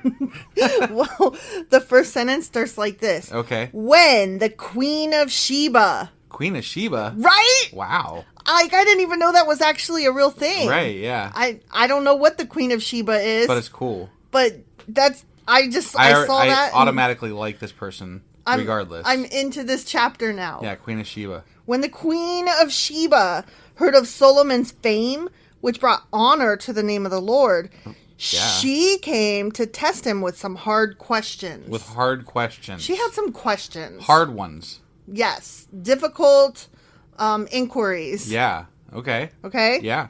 She arrived in Jerusalem with a large group of attendants, as one does. Right. Yeah. And when you're a queen, anyway. And a great caravan of camels loaded with spices, large quantities of gold, and precious jewels. Gotta bring spices, gold, and jewels when you're gonna ask hard questions. Particularly That's precious a ones. duh. Yeah. Right? That's what I always do. Right? When she met with Solomon, she talked with him about everything she had on her mind. Everything, huh? Everything she had on her mind. Okay. What was on the Queen of Sheba's mind? Marrying his ass and, getting to use the sea as their pool. That's my guess. I mean, I'm burning with curiosity. Right, yeah. Solomon had answers for all her questions. Wow. Whatever they were. He is the most wise person He is in all of history. full of wisdom. According to the Bible. All time. Nothing was too hard for the king to explain to her. Of course. Of course. I mean, right. it's Solomon. And he is the actually meme guy. Yeah. Okay. When the Queen of Sheba realized how very wise Solomon was. Very fucking wise. Come on. And when she saw the palace he had built with the sea. Yeah. She was overwhelmed. I like how they just buzzed right over what the fuck her questions were. Right. Yeah. I kind of was curious about what these hard questions were. I'm very disappointed. Yeah. Quite frankly. I am too. I want to know what those fucking questions were. I don't think he's as wise as they claim he is because, he didn't tell us even what the fucking questions were. Right?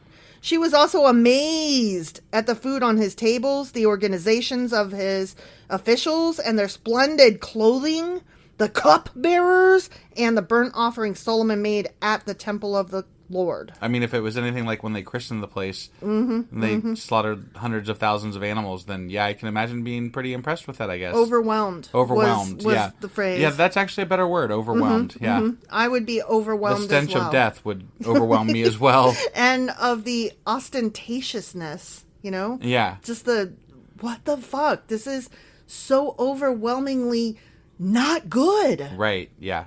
She exclaimed to the king, quote, "Everything I heard in my country about your achievements and wisdom is true. I didn't believe what was said until I arrived here and saw it with my own eyes. Yeah. In fact, I had not heard the half of it. Your wisdom and prosperity are far beyond what I was told.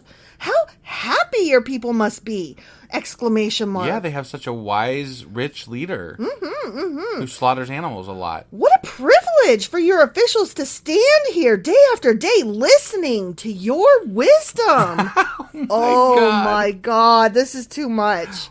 Wow. She wants to marry him hard. That's so fucked up. Like, really? You think people just want... I don't care how fucking wise you are. Yeah. No one wants to sit there day after day and listen to your ass be wise. Nobody just, stands there staring at you, batting their eyes, going, wow, wise.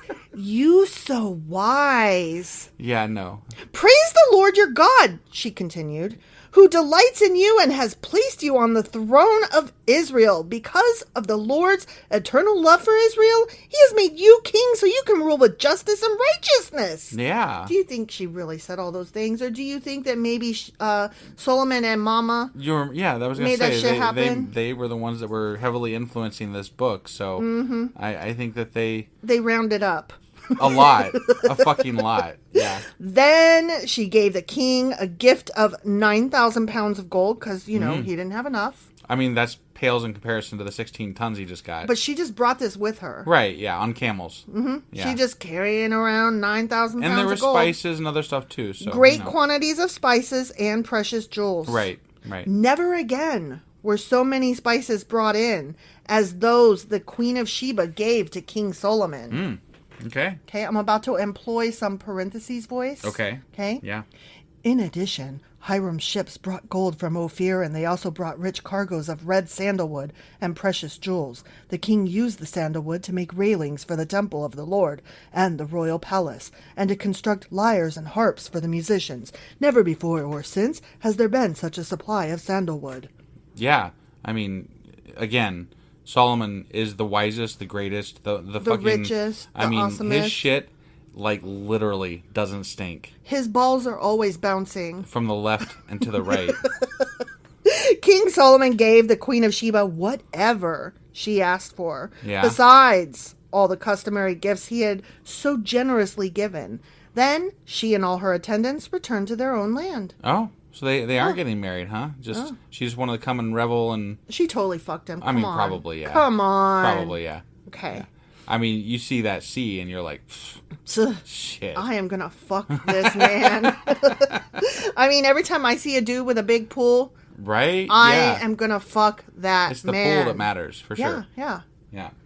Okay, next little section. Okay, that was the Queen of Sheba. All right, Queen of Sheba. Very disappointing. I mean, I wanted more. I wanted more. I had fun with it. I wanted to know what her questions were, goddammit. I do. I do too. That's very just unsatisfactory. It is. I agree. Okay, now we're going to read more about Solomon's riches and fame. Okay. More about... Okay. Okay. Yeah, it sounds exciting. Each year, Solomon received about 25 tons of gold. Jesus Christ. This What did the fuck? not include the additional revenue he received from merchants and traders, all the kings of Arabia, and the governors of the land. Everyone kissed his fucking ass. Mm-hmm. Everyone. Yum. He wasn't at war with anybody. They just all shipped him fucking gold and shit. Well, wouldn't you? Why? He hasn't even fought anybody. They don't even know if they can. I mean, wouldn't you? I don't know. 25 fucking tons of gold. Mm-hmm. Mm-hmm. Jesus Christ. Plus. 25 plus. Right. King Solomon made 200 large shields of hammered gold, each weighing more than 15 pounds. Shields of gold. Because these are ornamental, right? They have to be, because you can't carry that into battle. Well, and he's also not battling anybody, right. So, like, fuck cares if you make him for anything practical, I guess. He also made 300 smaller shields of hammered gold, each weighing nearly 4 pounds. Okay. Very, very helpful in battle. Sure. The king placed these shields in the palace of the forest of Lebanon. There we go. See, they were decorative. Mm-hmm. Then the king made a huge throne, decorated with ivory, and overlaid, of course, with fine gold. You know, I think Trump must think that he's Solomon. Probably. You know? Yeah. I think that must be why he makes everything out of gold. Mm-hmm. And has all of his... Like, he's got a golden fucking toilet. But you know what? Trump is not wise. No, but he thinks he is. So I have to wonder how wise Solomon is, since he keeps trying to tell us how wise he is. You know, right? He's the wisest. He's of all the people, there's no one wiser than Solomon. I'm thinking maybe he's more Trump-like than I'm thinking anything. you might be right. Ooh. Yeah. The throne had 6 steps and a rounded back. There were armrests on both sides of the seat. Okay. As chairs with armrests. Not always. There's seats. I mean, hell, we're both sitting in one without armrests right now. Okay, but they specified 2. One on each side. There are chairs with only one armrest. I mean, really? Are there? I think so. That sounds stupid to me. I don't know. Even theaters seats have 2 armrests. Plane seats have 2 armrests. Maybe I'll have to look it up. What the purpose of one armrest would be. I don't stupid. really know. Okay, the only thing I can think of is like college seat chair desk things where they have the one armrest, so you can slide in. Except I'm too fat now to fit in those. Right. And the figure of a lion stood on each side of the throne. Good God. A lion. There were also 12 other lions, one standing on each end of the 6 steps. No other throne in all the world could be compared with it. I wouldn't dare. Don't do it. It's fucking... I mean, this throne room, the whole fucking place, it must have been a real goddamn spectacle, you know? Ridiculous. Yeah. I just keep saying that because it is. Right. Like, it's so overblown. Mm-hmm.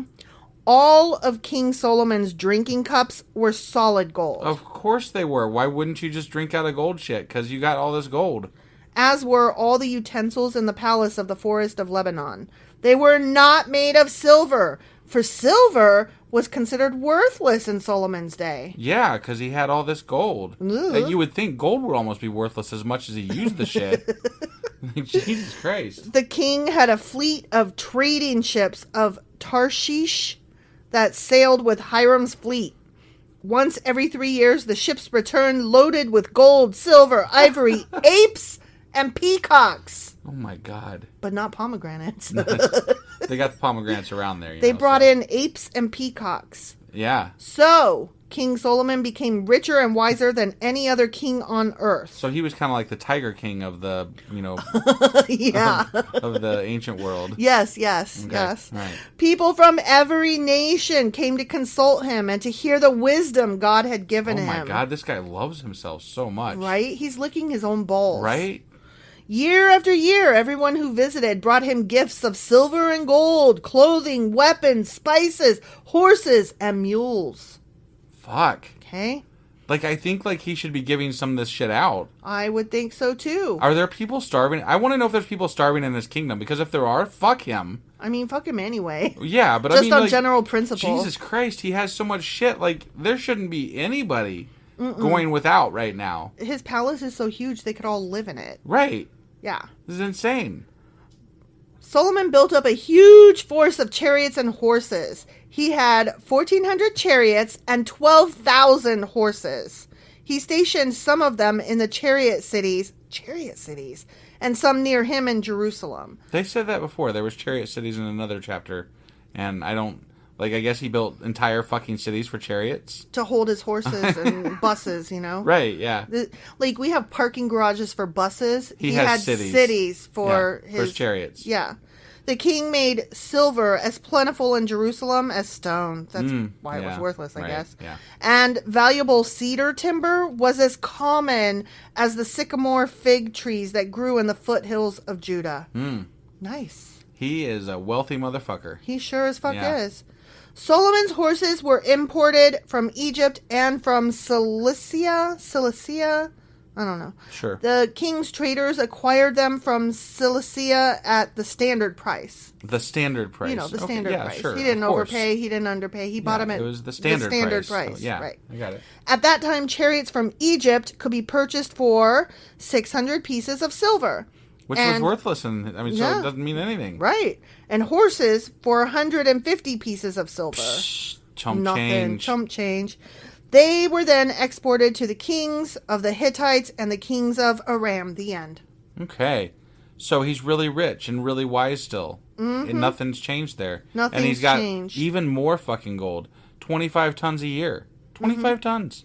The only thing interesting that happened in this chapter was that the Queen of Sheba came to visit him. Right. And even that was boring. It was kind of boring. We didn't get to hear the fucking questions. I'm really disappointed. What kind of questions do you think she would have asked him? Why do you think so much of yourself, dude? Why do you have to have so much shiny shit in your house? Right. Like, what the fuck is wrong with you? What does God look like since he talks to you all the time? What does he sound like, at least, if you haven't seen him? Do you only hump your wives?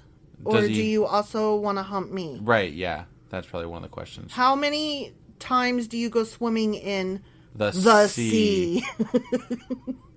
Are pomegranates good for eating, or are they merely decorative in this house? Right, yeah. Yeah, good questions, yeah. Right? Those are the hard questions. They would have been, anything would have done. Right. I just wanted some questions, god damn it. Yeah. Okay, well, anyway. What is your shoe size, sir? Okay, sorry, I went too far. All right. So that was 1 Kings chapter 10. Mm-hmm. And tomorrow we're getting into... Well, tomorrow is Saturday. Oh, shit, is it already Saturday? It is already Saturday. Fuck. So we will be doing our Q&A, and I'm not sure what we're queuing because most of this week was just, Solomon's great, he's so awesome, I want to lick him, he's so great, can I fuck him? I think you should try to dig up some dirt on him. Like, I think you should go out of your way to try to dig up some dirt on him. My only problem with that is, like, it's probably from chapters we haven't read yet. Right. That's so true. I worry. I don't want spoilers. That's true. But I'll find something. I always come through. Yeah, definitely. And then we'll also, the next day, Sunday, have our, what's it called? Asimov's Sacrilegious Book Club. That, yeah. And we'll also have our weekly replay. Are you ever going to get around to doing a Patreon episode? I am. Oh, my God. You said that last week we were going to do it. I did.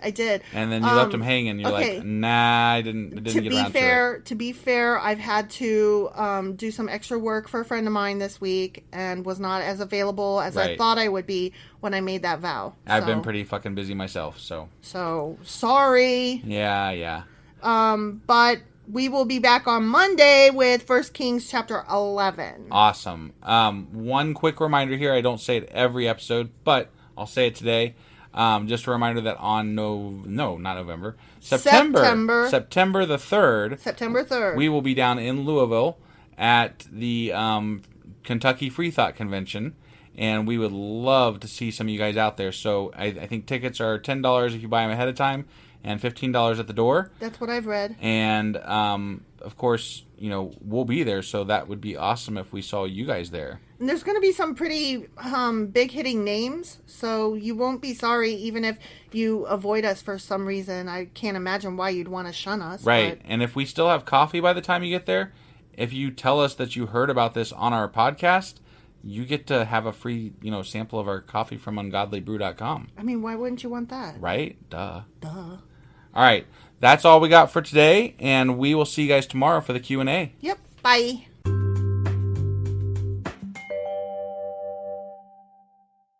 Husband. Wife. Today is Saturday. It sure the fuck is. Q&A Saturday. That's what we're doing. Is that what we're doing? That's what we're doing. All right. Do you know what our Q's are? I really have no fucking clue. Okay, so I thought we would discuss a little bit about the Queen of Sheba, as well as that month of Ziv or whatever. Yeah. Like, what the fuck is that? Yeah. So I looked into a little bit of those things. Okay, cool. Let's go ahead and get on into it then. Yes, let's do. Yeah. Okay. Ken has. All right.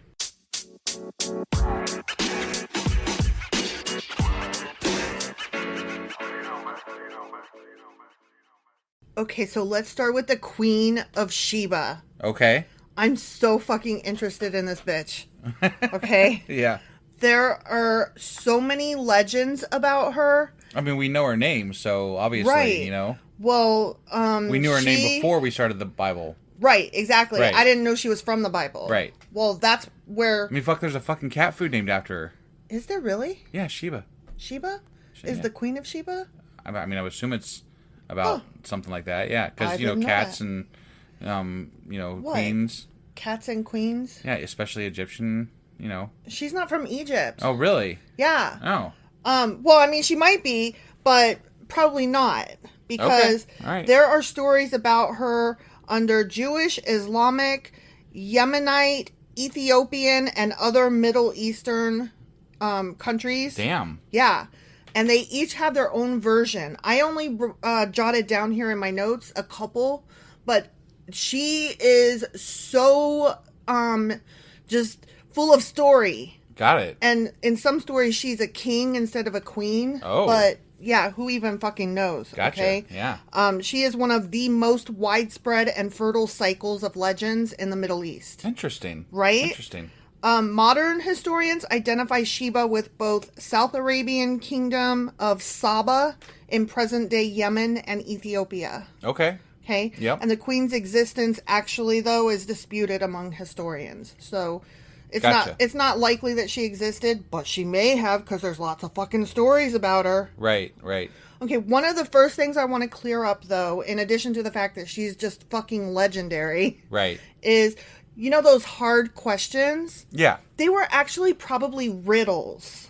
Okay. Not like hard questions. Like, I have some, questions for you that I need answered on, I don't know, religion or whatever. Like, they weren't philosophical questions. They weren't questions about business or his kingdom or anything like that. They were very likely riddles. Okay. Which that makes sense because...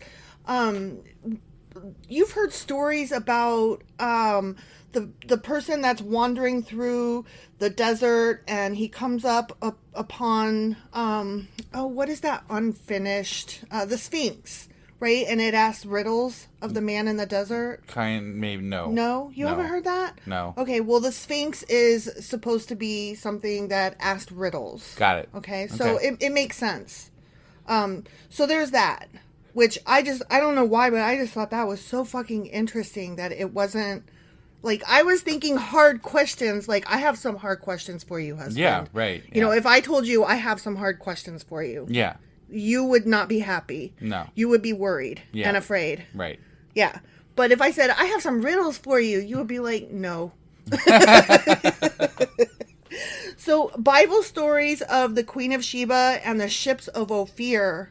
Ophir, which was a port that King Solomon got a lot of his imports from. Yeah. Through that port. So Bible stories of the Queen of Sheba and the ships of Ophir served as a basis for legend about the Israelites traveling in the Queen of Sheba's entourage when she, get this, returned to her country to bring up her child by Solomon. Oh, shit. Right? So they did get it on. In some stories. Okay. Right.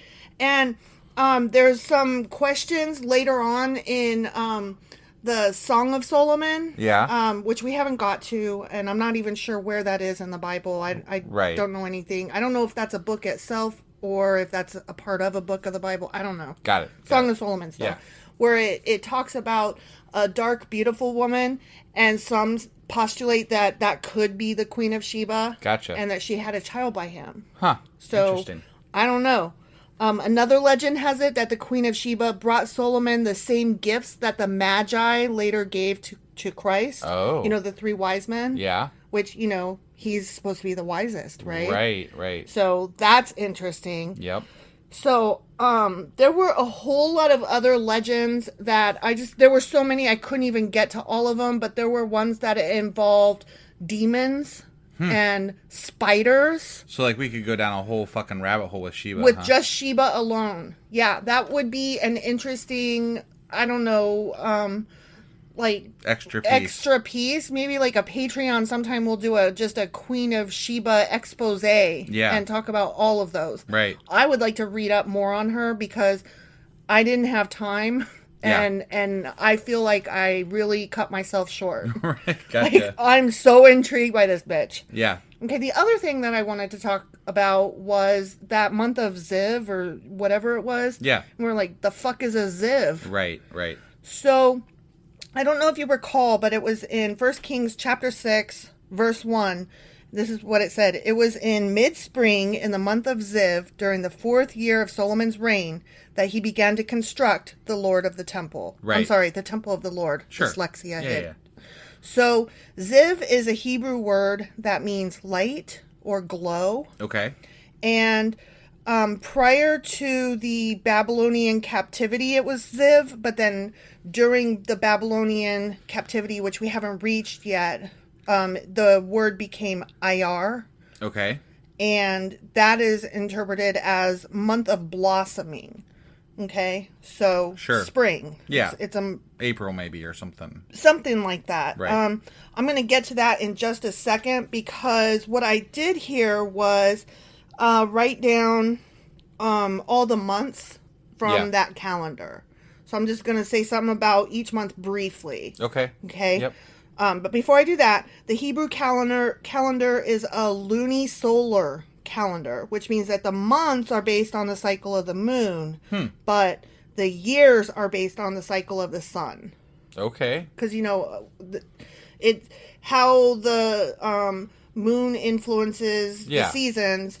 I think we are on a similar calendar ourselves. We just use a different date system because, again, the moon determines the months, you know, the cycles, the seasons of the earth. But it takes 1 year for the sun to travel around, or for the earth to the earth to travel around the sun. Sorry, I'm not an astronomy major, so, you know, I had to think for a second, wait, what goes what? You get what I'm trying to say, right? Yes. So we're on a similar setup, but our days are different. Okay. Yeah. So the calendar year features 12 lunar months. Again, similar to ours. Right. But all of their months are either 29 or 30 days. Okay? Okay. They don't have 31 days. Like, we're 30 or 31, except for February, which is 28 or 29. Yeah. All of theirs are 29 or 30. Maybe it was one of those missing, like during some of those missing days where they made the sun stood still. Right, fuck it, we need to add some days, so let's just make the sun stand still. Yeah, exactly. Yeah. They also have, like, how our February has, every 4 years we have a leap year. Yeah. And that just means we add an extra day. Right. So they have an extra lunar month that they refer to as a leap month. Oh. And that's added periodically 7 times every 19 years. Huh. Okay, to synchronize the 12 lunar cycles with the longer solar year. Got it. Yeah. The beginning of each Jewish lunar month is based on the appearance of the new moon. Got it. So theirs actually follows the moon, whereas ours just goes like... Sort of in... Ours, I mean, if you notice, our calendar months have kind of shifted. They aren't entirely in sync with the seasons anymore. Right.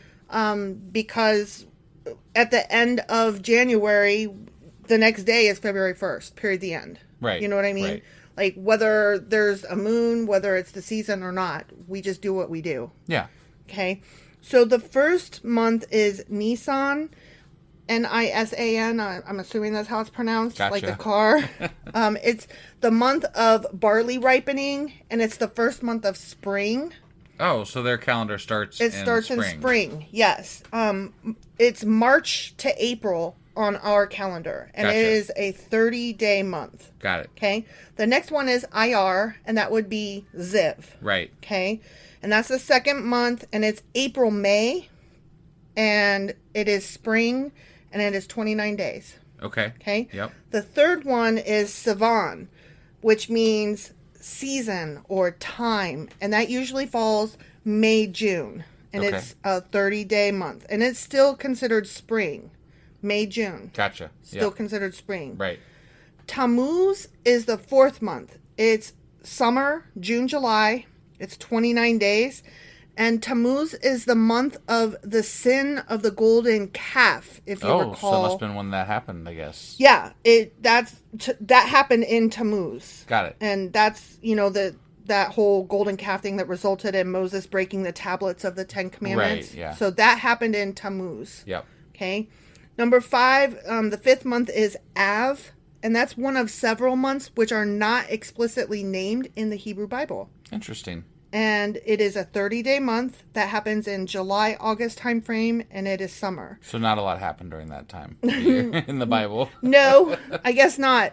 Today's date, as we're reading this, is the 15th of Av, 5782. The year 5782. Oh, I like that a lot. Like, that's really cool. Yeah, remember I told you that their years? Yeah. They start from when Adam and Eve happened. We should start giving the date of the Jewish date in when we read the Bible. We could if we felt like it. It'd be like a star date, Star date. So that's today. Again, as we're reading it, it's the 15th of Av. You guys will be hearing this the next day, which is the 16th of Av. Got it. Yeah. Okay. So the next month is the 6th month, Elul. It's 29 days, August, September, summer. And the word originated from the Akkadian word for harvest. Okay. So even though it's summer, it's late summer for us. Yep. And so that's their harvest month. Sure. The 7th month is Tishrei or Tishrai. I'm not sure how to pronounce it. Okay. It's 30 days, September, October time frame, autumn. Sure. Okay. Yep. And appropriately enough, Tishrei comes from the Akkadian beginning. Got it. So it's the beginning of harvesting all your shit. Right. Okay. Number 8. The 8th month is Marshavan. Marshavan. And that's from the Akkadian that literally means 8th month. I thought that was funny. I had to include that. Yeah. Marshavash is sometimes shortened to just Shavan. I mispronounced the first one. It's Marshavan. Okay. So it's sometimes shortened to just Shavan. Got it. And I am positive I'm pronouncing these wrong, so multiple apologies. Yeah. I'm not trying to be rude or insulting. I suck. Period. Sure. The end. Yeah. It's been reinterpreted as the Hebrew word for bitter, like the way the Hebrew spelling is. Some of their symbols have shifted over time. Yep. And so now it's been reinterpreted as the Hebrew word for bitter, alluding to the fact that the month has no holidays or fasts. Well, that's boring. Right? Yeah. That's why I included it. I thought that was just boring enough to be interesting. Right, yeah. Interesting in its boringness. And as many celebrations as they have, like, people are like, God, whole fucking month? No celebrations? Month. Yeah, exactly. Jeez. The Hebrew Bible before the Babylonian exile refers to it as the month of Bul. Okay. B-U-L. And that actually is something that we have just recently read that we didn't realize that's what we were reading in 1 Kings chapter 6. Okay. So, I mean, this was just this past Monday we would have read this. Yeah. And I think we probably did, go, what the fuck is that? I'm going to have to look into these months. Because I know Ziv was the one, and then there was another reference to a month. It must have been this one. Gotcha. But Shavan is 29 or 30 days. Okay. And it is in October, November time frame, and it is autumn. Got it. Okay? Yep. It's one of those that it gets adjusted depending on what lunar cycles and what have you. Right. Exactly. I gotcha. So the 9th month is Kislev. It's 30 or sometimes 29 days. Right. So it's usually 30. The other one was 29, sometimes 30. This one is 30, but sometimes 29. Right. And it's probably depending on the last month, because there's obviously some fluctuation in those. Right. And they have it all figured out. You know, the way we have our calendar figured out. They've got theirs all figured out. Right. This falls in November, December timeframe, still autumn, sometimes known as the month of dreams, or also hope and positiveness, because of the expectation and hope for rains. Ah, okay. Which I'm like, but why? That seems, I mean, here we wouldn't expect rains in November, December timeframe, but, right. you know. Oh, well, yeah, I mean, I guess we would somewhat now with global warming and all, but, you know. Right, but this is in the Middle East, I guess. So yeah, no, that's I guess what I'm that saying. makes better sense. Right. I was thinking of it like here and like, why? Yeah, why? no, what? I mean, it's all, this is why it makes no sense, because it's, you know, local. Right. It's local ideas, it's local right, thoughts. So, exactly. yeah. In Jewish rabbinic literature, the month of Kislev is also believed to correspond to the tribe of Benjamin. I don't know why, but I thought maybe that was that's when Benjamin was born. Could be. You know, could be. So I don't know. I just thought I'd throw it in there. Sure. I read it. There was nothing else to it.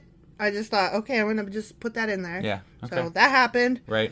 Okay. The 10th month is Tevet. It is 29 days.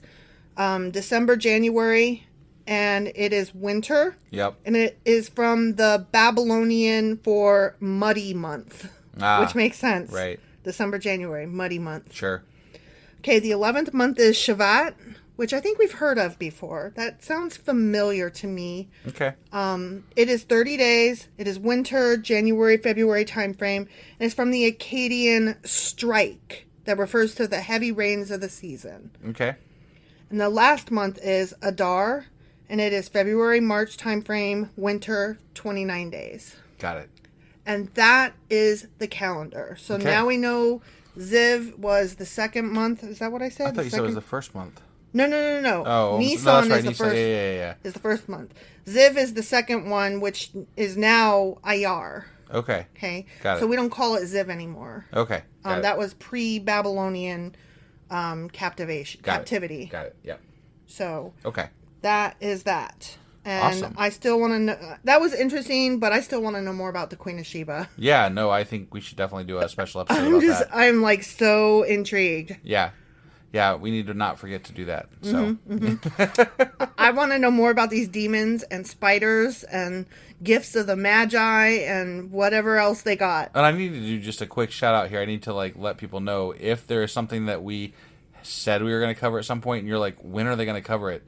Maybe reach out to us, because, I guarantee you I forgot. We say shit all the time, and we're like, that would be fun, and then we never remember to do it. So. Because I am supposed to write this stuff down, but I can't write and be on recording at the same time. Right, sometimes we can barely talk, so. Facts. I mean, I literally have dyslexia and confuse my words, so y'all have heard me do that multiple times. So, yeah, definitely let me know if there's something that you want me to talk about. I will definitely cover it. Right, yeah. All right, well, that was our Q&A for today. Q&A Saturday. And tomorrow we will be back with wait, I did the wrong jingle. Q&A Saturday. Yeah, what are you thinking? Yeah, right. Sorry, because tomorrow is Sacrilegious Book Club. And the weekly wrap-up. Replay. My gosh. All right. What am I? I know, right? I'm a demon spider with Solomon baby riddles. And sometime probably early next week we'll have a Patreon as well. Yes, I actually have that set up. So yes, we will get that. We will get that out shortly. Apologies. I love you guys. You are not forgotten. I Definitely just suck. All right. We're going to get out of here, guys. We'll see you tomorrow for the Sacrilegious Book Club. We will. Bye.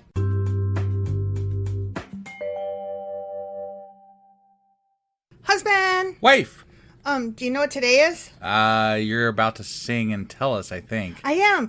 Today is Sunday. Time for Sacrilegious Book Club. Yeah, that. And we are covering Asimov's Guide to the Bible. Yeah, we are. Mm-hmm. And what pages are we covering? Today we are starting in the book of Exodus. Oh, joy. We're starting a new chapter. Yes, we are.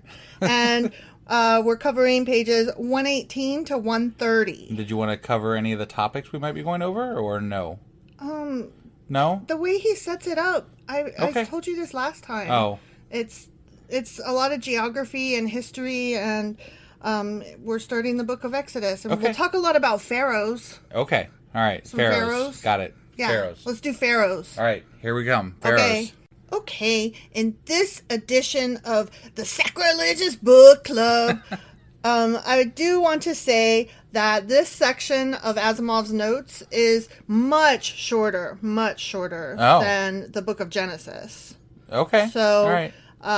Whereas the last section, or the last chapter, I should say, on Genesis, was broken up. I broke it up into about 6 parts. The book of Exodus, I'm only breaking up into like 3, maybe 4 parts. Got it. So, well, there's not as many areas to cover, right? And, like, it all kind of kept within a certain boundary of things. And... yeah, it wasn't like the beginning of time through Noah, right? Yeah, which is what Genesis was. Quite an expanse to cover. So for this one, generally, I'm going to be covering about 12-ish pages per section, whereas last time I was covering about 15 to 17 pages per section. Okay. So just that general note. This one's going to go a lot quicker, I think. Got it. Okay. So he starts out the book of Exodus with the word Exodus. Oh, yeah. Okay. I mean, that's a smart place to start it. And Exodus just means a large exit, which, right. duh. Right. Kind of self-explanatory. The book of Exodus, which we already said this before also, it picks up about 400 years after Genesis. Right. So just a reminder, that's where we're at, 400 years later. Got it. And we're no longer talking about clans, correct? I believe not. At least generally. I believe you are correct on that we are now referring to people as people, individual persons. Well, we certainly definitely refer to Moses as a person when we discuss I'll Moses. get there in a minute. Okay. Also, I've covered this before as well, but Asimov points it out, so I just want to remind you guys that when the Jewish when the Jewish were going through this book and putting it all together, they always named things with the first sentence of the book. That was the name of the book. Yeah. So this book, the book of Exodus, they just called names, or the book of names. Got it. Whereas we call it Exodus. Okay. So there's that. So that's pretty much all that we want to take away from that first bit. Okay. Yeah. And that was on page 118. Okay. So moving on, we're still on page 118. That's how short that little segment was. Yeah. The next one is Ephraim. I don't know if you remember, but that was Joseph's younger son. Okay. Okay. Yep. The other one was Manasseh. Right. Okay. Joseph's sons are mentioned in First Chronicles, but that is more likely a reference to the tribe generally than the person individually. And that's pretty much it. Gotcha. Okay? All else concerning Jacob's sons is extra biblical legend, meaning... those extra stories that we find occasionally and we're like, whoa. Right. That's crazy. Stuff that's outside of the Bible. Like that giant that, like, hitched a ride on the oh, yeah. the ark and stuff. Yes. That was an amazing fairy tale. Right? Jewish fairy tales are awesome, you guys. Yeah. Like, I'm down with them. I want to read more about those. Totally. There is a book called The Testaments of the 12 Patriarchs. Okay. And Asimov mentioned this briefly. And so what I am about to tell you is actually not in Asimov's Guide to the Bible, but I was so intrigued by the Testaments of the 12 Patriarchs that I had to go look this book up. Okay. Okay? Yeah. So this little bit is just extra for your ear holes. Okay? Awesome. It's a book written about 100 BCE. Okay. Purportedly the deathbed statements of each of the 12 sons of Jacob. Oh. Okay? Which, again, that would be the 12 tribes, right. the 12 patriarchs, right? Yeah. So in the 13th century, they were introduced into the Western world, the Latin translation by Robert Grosseteste, or Grosseteste, which I think is the funniest way to say it. Right. He was the Bishop of Lincoln. Okay. Sure. Whatever that means for you.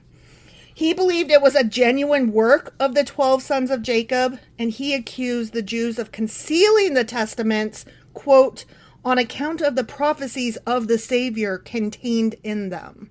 Okay? Okay. Scholarship tends to focus on this book as a Christian work, whether or not it has a Jewish predecessor because of that. Got it. But it is a work of fiction, clearly. Yeah, right. Okay? Yeah. So here is what each of the 12 sons, their little story covered. Okay. And they were each covering a sin, like that son's greatest sin. Yeah. Okay. So Reuben was about lust. Simon was about envy. Okay. Levi was about arrogance. Judah was about courage, monetary greed, and fornication. Issachar was about abstinence. Zebulon was about ignorance and succumbing to peer pressure. Okay. Dan was about anger and lying. Damn. Naphtali is the only one that doesn't really fit in with this. That particular story had apocalyptic elements in it and some visions. Interesting. Okay? Yeah. Gad was, quote, put away hatred from your hearts and instead love one another. That doesn't sound like a sin either. No, but these are all lessons. Got so it. they're either saying don't be like this or they're saying do be like that. Got it. Okay? Yeah. Asher's was follow truth with singleness of faith. Okay. Joseph covered chastity, and Benjamin covered deceit and fornication. Okay. Each son reviewed his own life in these stories, bewailed his shortcomings, and urged his children to avoid his sins and to practice virtue. Wow. Whatever moral and ethical values these lectures might have, says Asimov, they are valueless as history. Got it. Yeah. I love Right. quoting him because I've said this before, every once in a while, he just slips in this, and that was trash. Right. Why? I mean, it's not.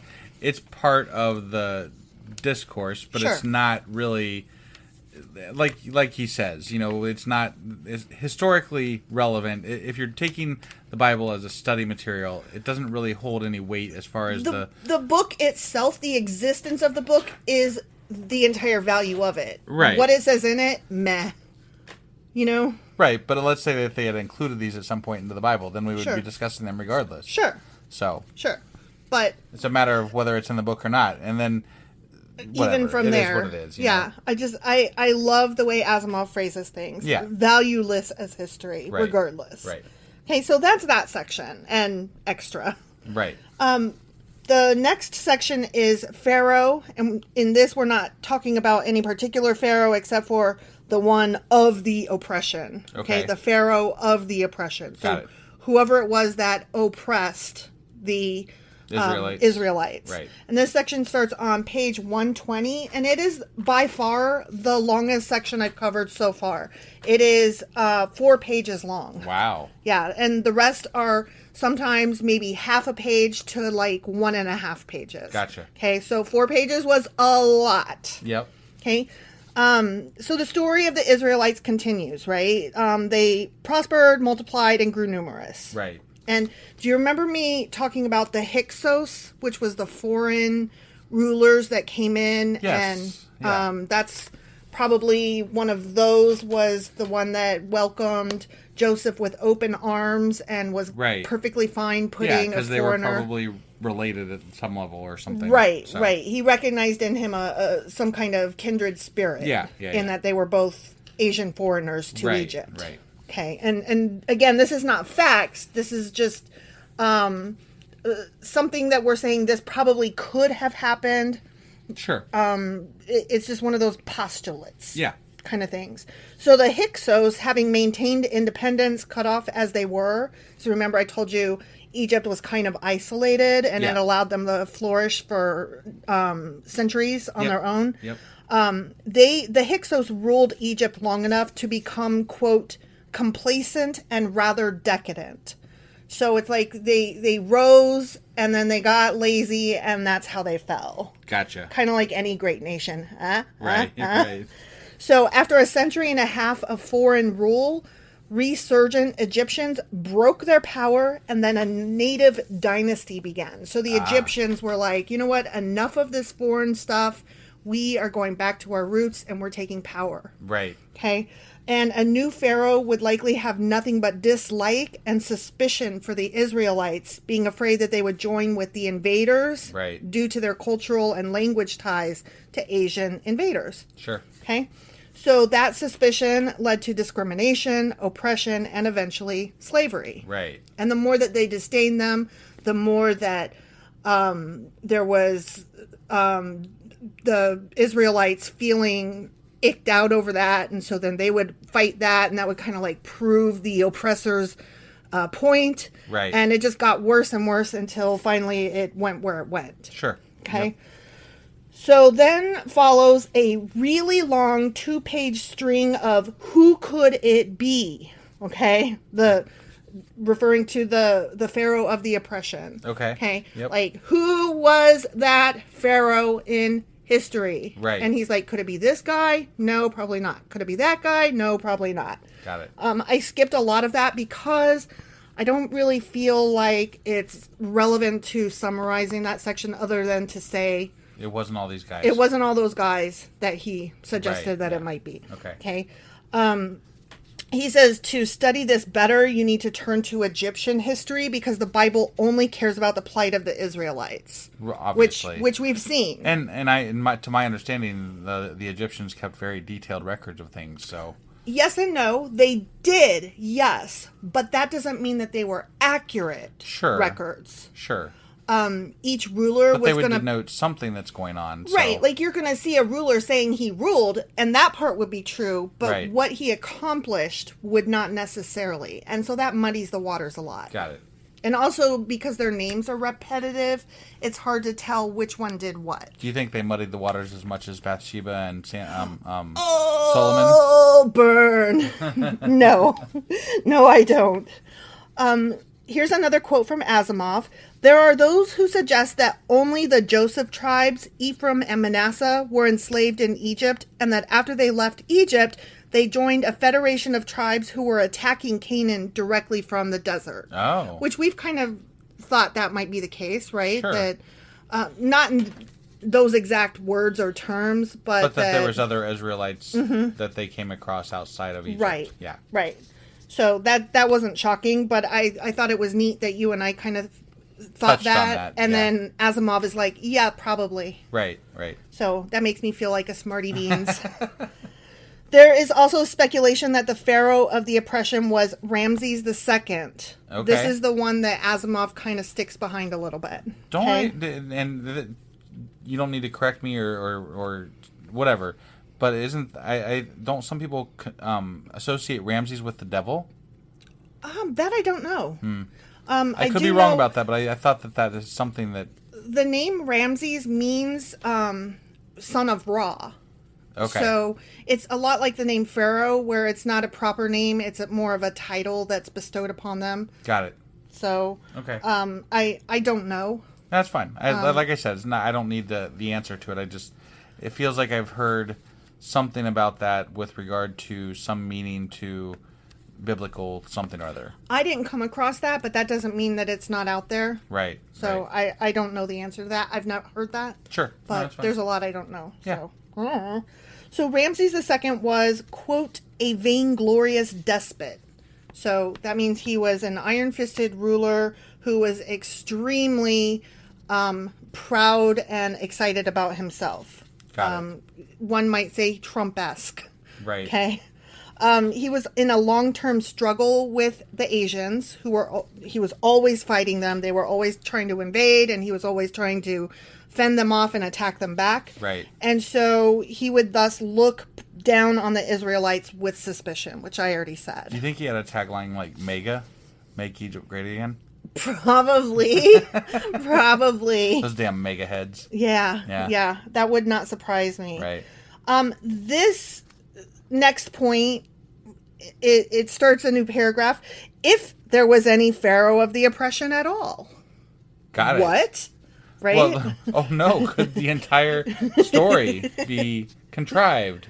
So I've got another quote from Asimov. This, I apologize, but this one is going to be a little bit quote heavy just because he summarized things so succinctly. Yeah, sure. It's easier sometimes to just pull out what he said and then put my 2 cents in around it. We want to hear from Asimov because we're reading Asimov. Sure, So, sure. Why not? So he says, this last reservation is made necessary by the fact that there is no record outside the Bible of Israelites in Egypt, of their enslavement, and of their escape. Interesting. In particular, none of the events of Exodus are to be found anywhere in the Egyptian records uncovered by modern archaeologists. Modern as of his time when he wrote this, which was in 68. I would be slightly curious to know whether or not, were there records of Israelite slaves?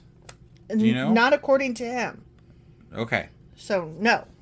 All right. Okay. No. Israelite enslavement. According to him, we've not found any of that either anywhere else or in Egyptian records. Interesting. Right. Interesting. Right. So, who knows? Did it happen? Who could say? Right. Who could say? So that's that section. The next one is Pithom and Ramses, or Ramses, or Ramses. Okay. Okay? Yeah. And I'll explain that in a minute. In Exodus chapter 1, verse 11, it says, and they built for Pharaoh store cities, Pithom and Ramses, or Ramses. Okay. So those two things are cities. And by store cities, it meant places where they stored stuff. Got it. In many Bibles, there is still a mistranslation. It refers to them as treasure cities. But they weren't treasures, they were storage. Got it. Okay. Pithom means patum in Egyptian, which is house of the setting sun.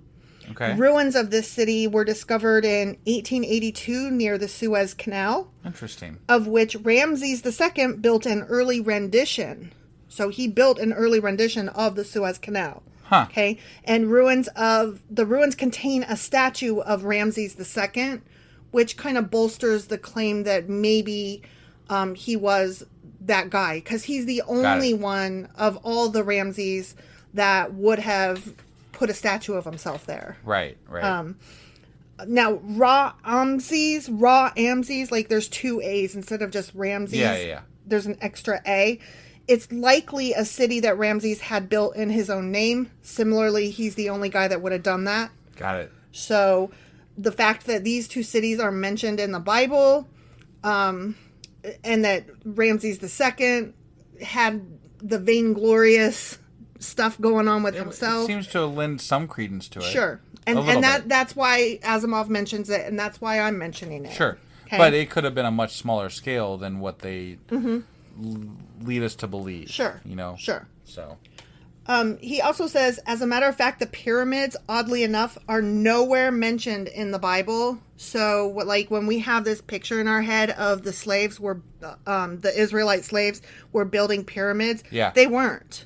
Huh. They weren't building pyramids. They were building store cities. They were building buildings to, keep the storage. Right.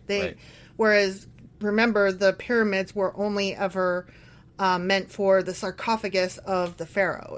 They were graveyards, basically. Right. So the slaves would not have been building those. Got it. Okay? Who would have been building them? I don't know, but it wasn't the slaves. Okay. That's not what the Israelites were building. Got it. And the pyramids were not mentioned in the Bible, according to Asimov. Got it. Okay? Yep. So that's that section. The next section is the daughter of Pharaoh, and that starts on page 127. Okay. Yep. Ramses II commanded all Israelite boy babies to be drowned, so when a son was born to a woman of the tribe of Levi, she tried to save him by placing him in a small boat of papyrus reeds, setting that boat afloat on the Nile. Right. Remember that story, right? Yeah. And that's Moses, it's right? It's famous. Yeah. The boat and the baby were discovered by the daughter of Pharaoh, which is what this section is about, whom the ancient Jewish historian Josephus names as Thermoethes. Okay. Thermoethes. Okay. I don't know. Yeah. One of the early church fathers gave the name as Maris. instead. So, but we don't know who it was, right? So everybody's like, maybe her name was this, maybe it was that. But there's no telling who she was because the pharaoh had like 50 plus daughters. Got it. So who fucking knows? Right. Okay. So next section is Moses. That baby growed up. Yeah. Page 128. Okay. Okay. The Hebrew name of this child was Moshe. Mosheh. Mosheh. Okay. But then when it was translated to Greek, they have no SH sound. And also most Greek names end with an S. So it went from Moshe to Moses. Got it. Okay. And so even the name Moses is a misfucking translation. Yes. Yes. It's a Greek translation from Hebrew. Interesting. And the reason that's important is because we're wondering where that name came from and how, there's always a reason why one of these people has their name, right? Right. So most Bibles restore the Hebrew names, but it wasn't possible with Moses because it became too well known. Right. And there's no going back. You can't put the toothpaste back in the tube on this one. Sure. So when the priestly editors saw that Moshe meant, was the original name, they were like, oh shit, we got to give a reason for what this name is. Okay. And why we're not going back on this one. Right. So it was very similar to the word Masha, which meant to draw out.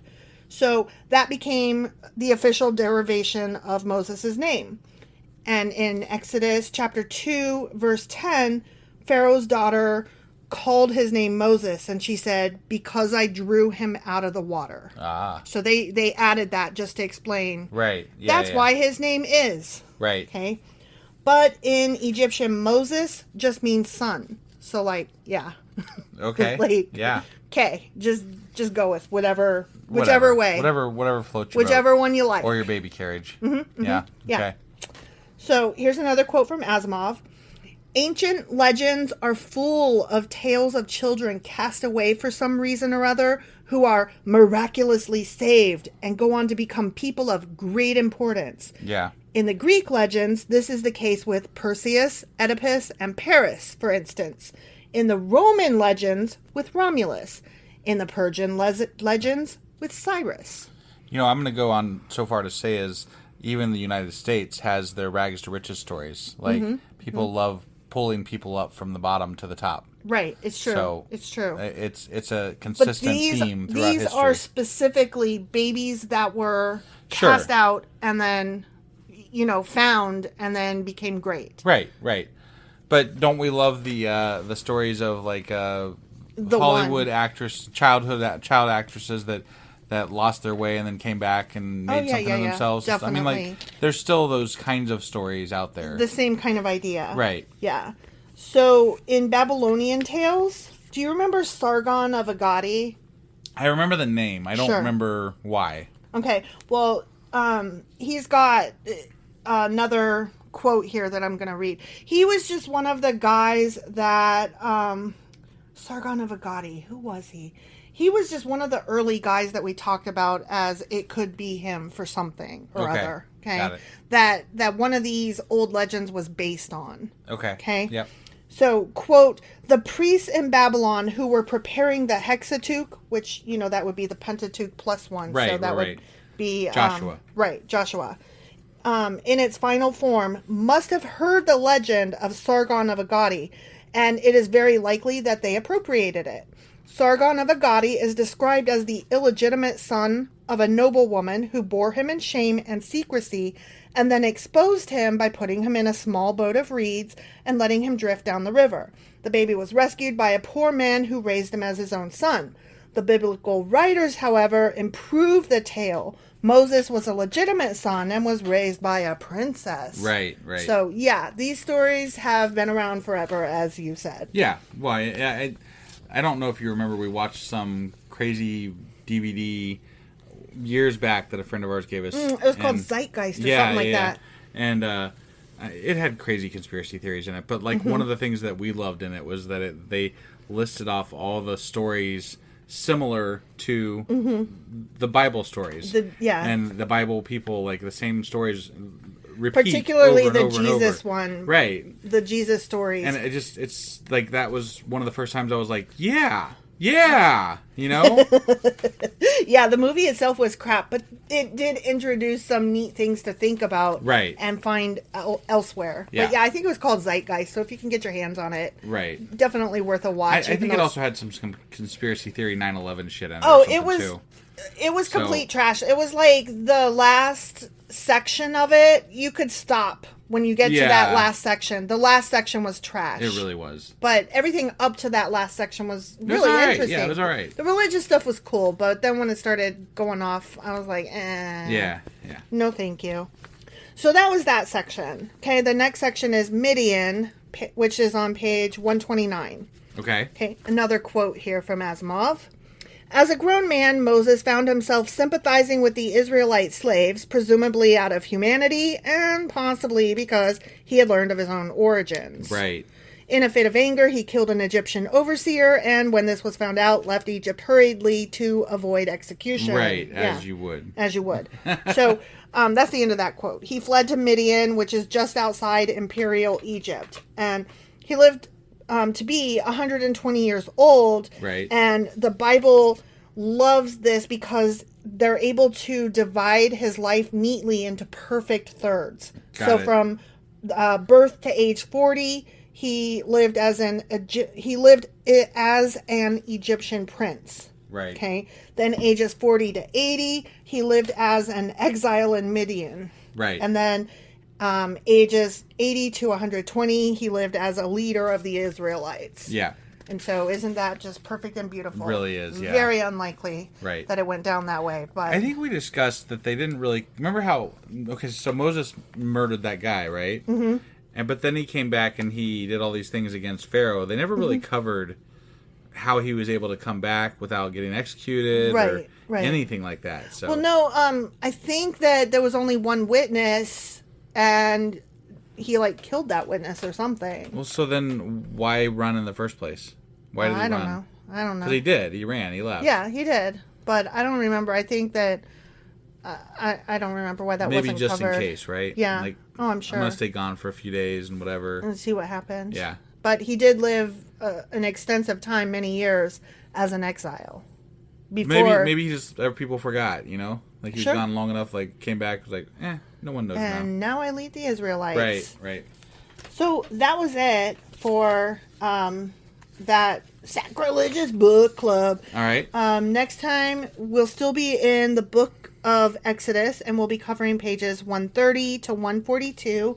The subjects will be, again, Pharaoh, but this time, Pharaoh of the Exodus. Okay. And Horeb, Jehovah, Aaron, the magicians of Egypt, Passover, Abib, and the Red Sea. All right. And it's only going to be about 12 pages, so y'all can keep up. There you go. Get a book, read it. All right, perfect. Well, we will see you guys next week with the Sacrilegious Book Club, and until then, I guess we got our weekly replay today, but you probably aren't listening to that since you're listening to this singly, or you are listening to this on the weekly replay. Which is one of the two. Amazing. And we'll see a lot of you tomorrow for the next chapter in the Bible, which will be 1 Kings chapter 11? Yes. Question mark? Yes. Yes, 11. Chapter 11. All right, we'll see you guys then. Bye.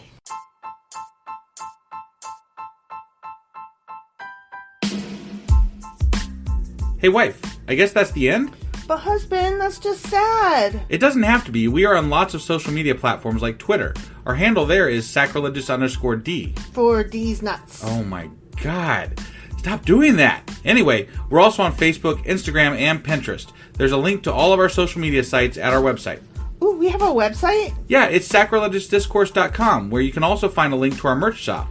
We have a merch shop? Yep. We have podcast-themed clothing, mugs, notebooks, and more, as well as an atheist and science-themed products. Wow, our fans should really go check that out right now. Definitely. They can get in touch with us by sending an email to sacrilegiousdiscourse@gmail.com. But before they do that, we could really use some help. Oh yeah? With what? Well, it's not free running the podcast, and we need some financial support in order to get better equipment, which will free up time so we can concentrate on our podcast and our fans. Okay, so what should they do? Head over to patreon.com/sacrilegious discourse and sign up as a contributor on our podcast. Supporters there receive additional bi-weekly episodes that we record just for our Patreon members for as little as $2 a month. Also, we'd really appreciate it if you would like and subscribe on whatever platform you're using. And Apple Podcast reviews help us out tremendously. Like and subscribe. Leave an Apple review. Join us on Twitter. Support us on Patreon. That's a lot of instructions. Don't forget to say thanks. Thanks. Okay, bye.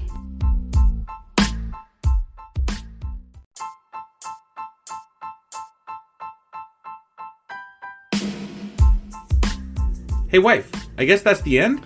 But husband, that's just sad. It doesn't have to be. We are on lots of social media platforms like Twitter. Our handle there is sacrilegious_D. For D's nuts. Oh my god. Stop doing that. Anyway, we're also on Facebook, Instagram, and Pinterest. There's a link to all of our social media sites at our website. Ooh, we have a website? Yeah, it's sacrilegiousdiscourse.com, where you can also find a link to our merch shop. We have a merch shop? Yep, we have podcast-themed clothing, mugs, notebooks, and more, as well as an atheist and science-themed products. Wow, our fans should really go check that out right now. Definitely. They can get in touch with us by sending an email to sacrilegiousdiscourse@gmail.com. But before they do that, we could really use some help. Oh yeah? With what? Well, it's not free running the podcast, and we need some financial support in order to get better equipment, which will free up time so we can concentrate on our podcast and our fans. Okay, so what should they do? Head over to patreon.com/sacrilegious discourse and sign up as a contributor on our podcast. Supporters there receive additional bi-weekly episodes that we record just for our Patreon members for as little as $2 a month. Also, we'd really appreciate it if you would like and subscribe on whatever platform you're using. And Apple Podcast reviews help us out tremendously. Like and subscribe. Leave an Apple review. Join us on Twitter. Support us on Patreon. That's a lot of instructions. Don't forget to say thanks. Thanks. Okay, bye.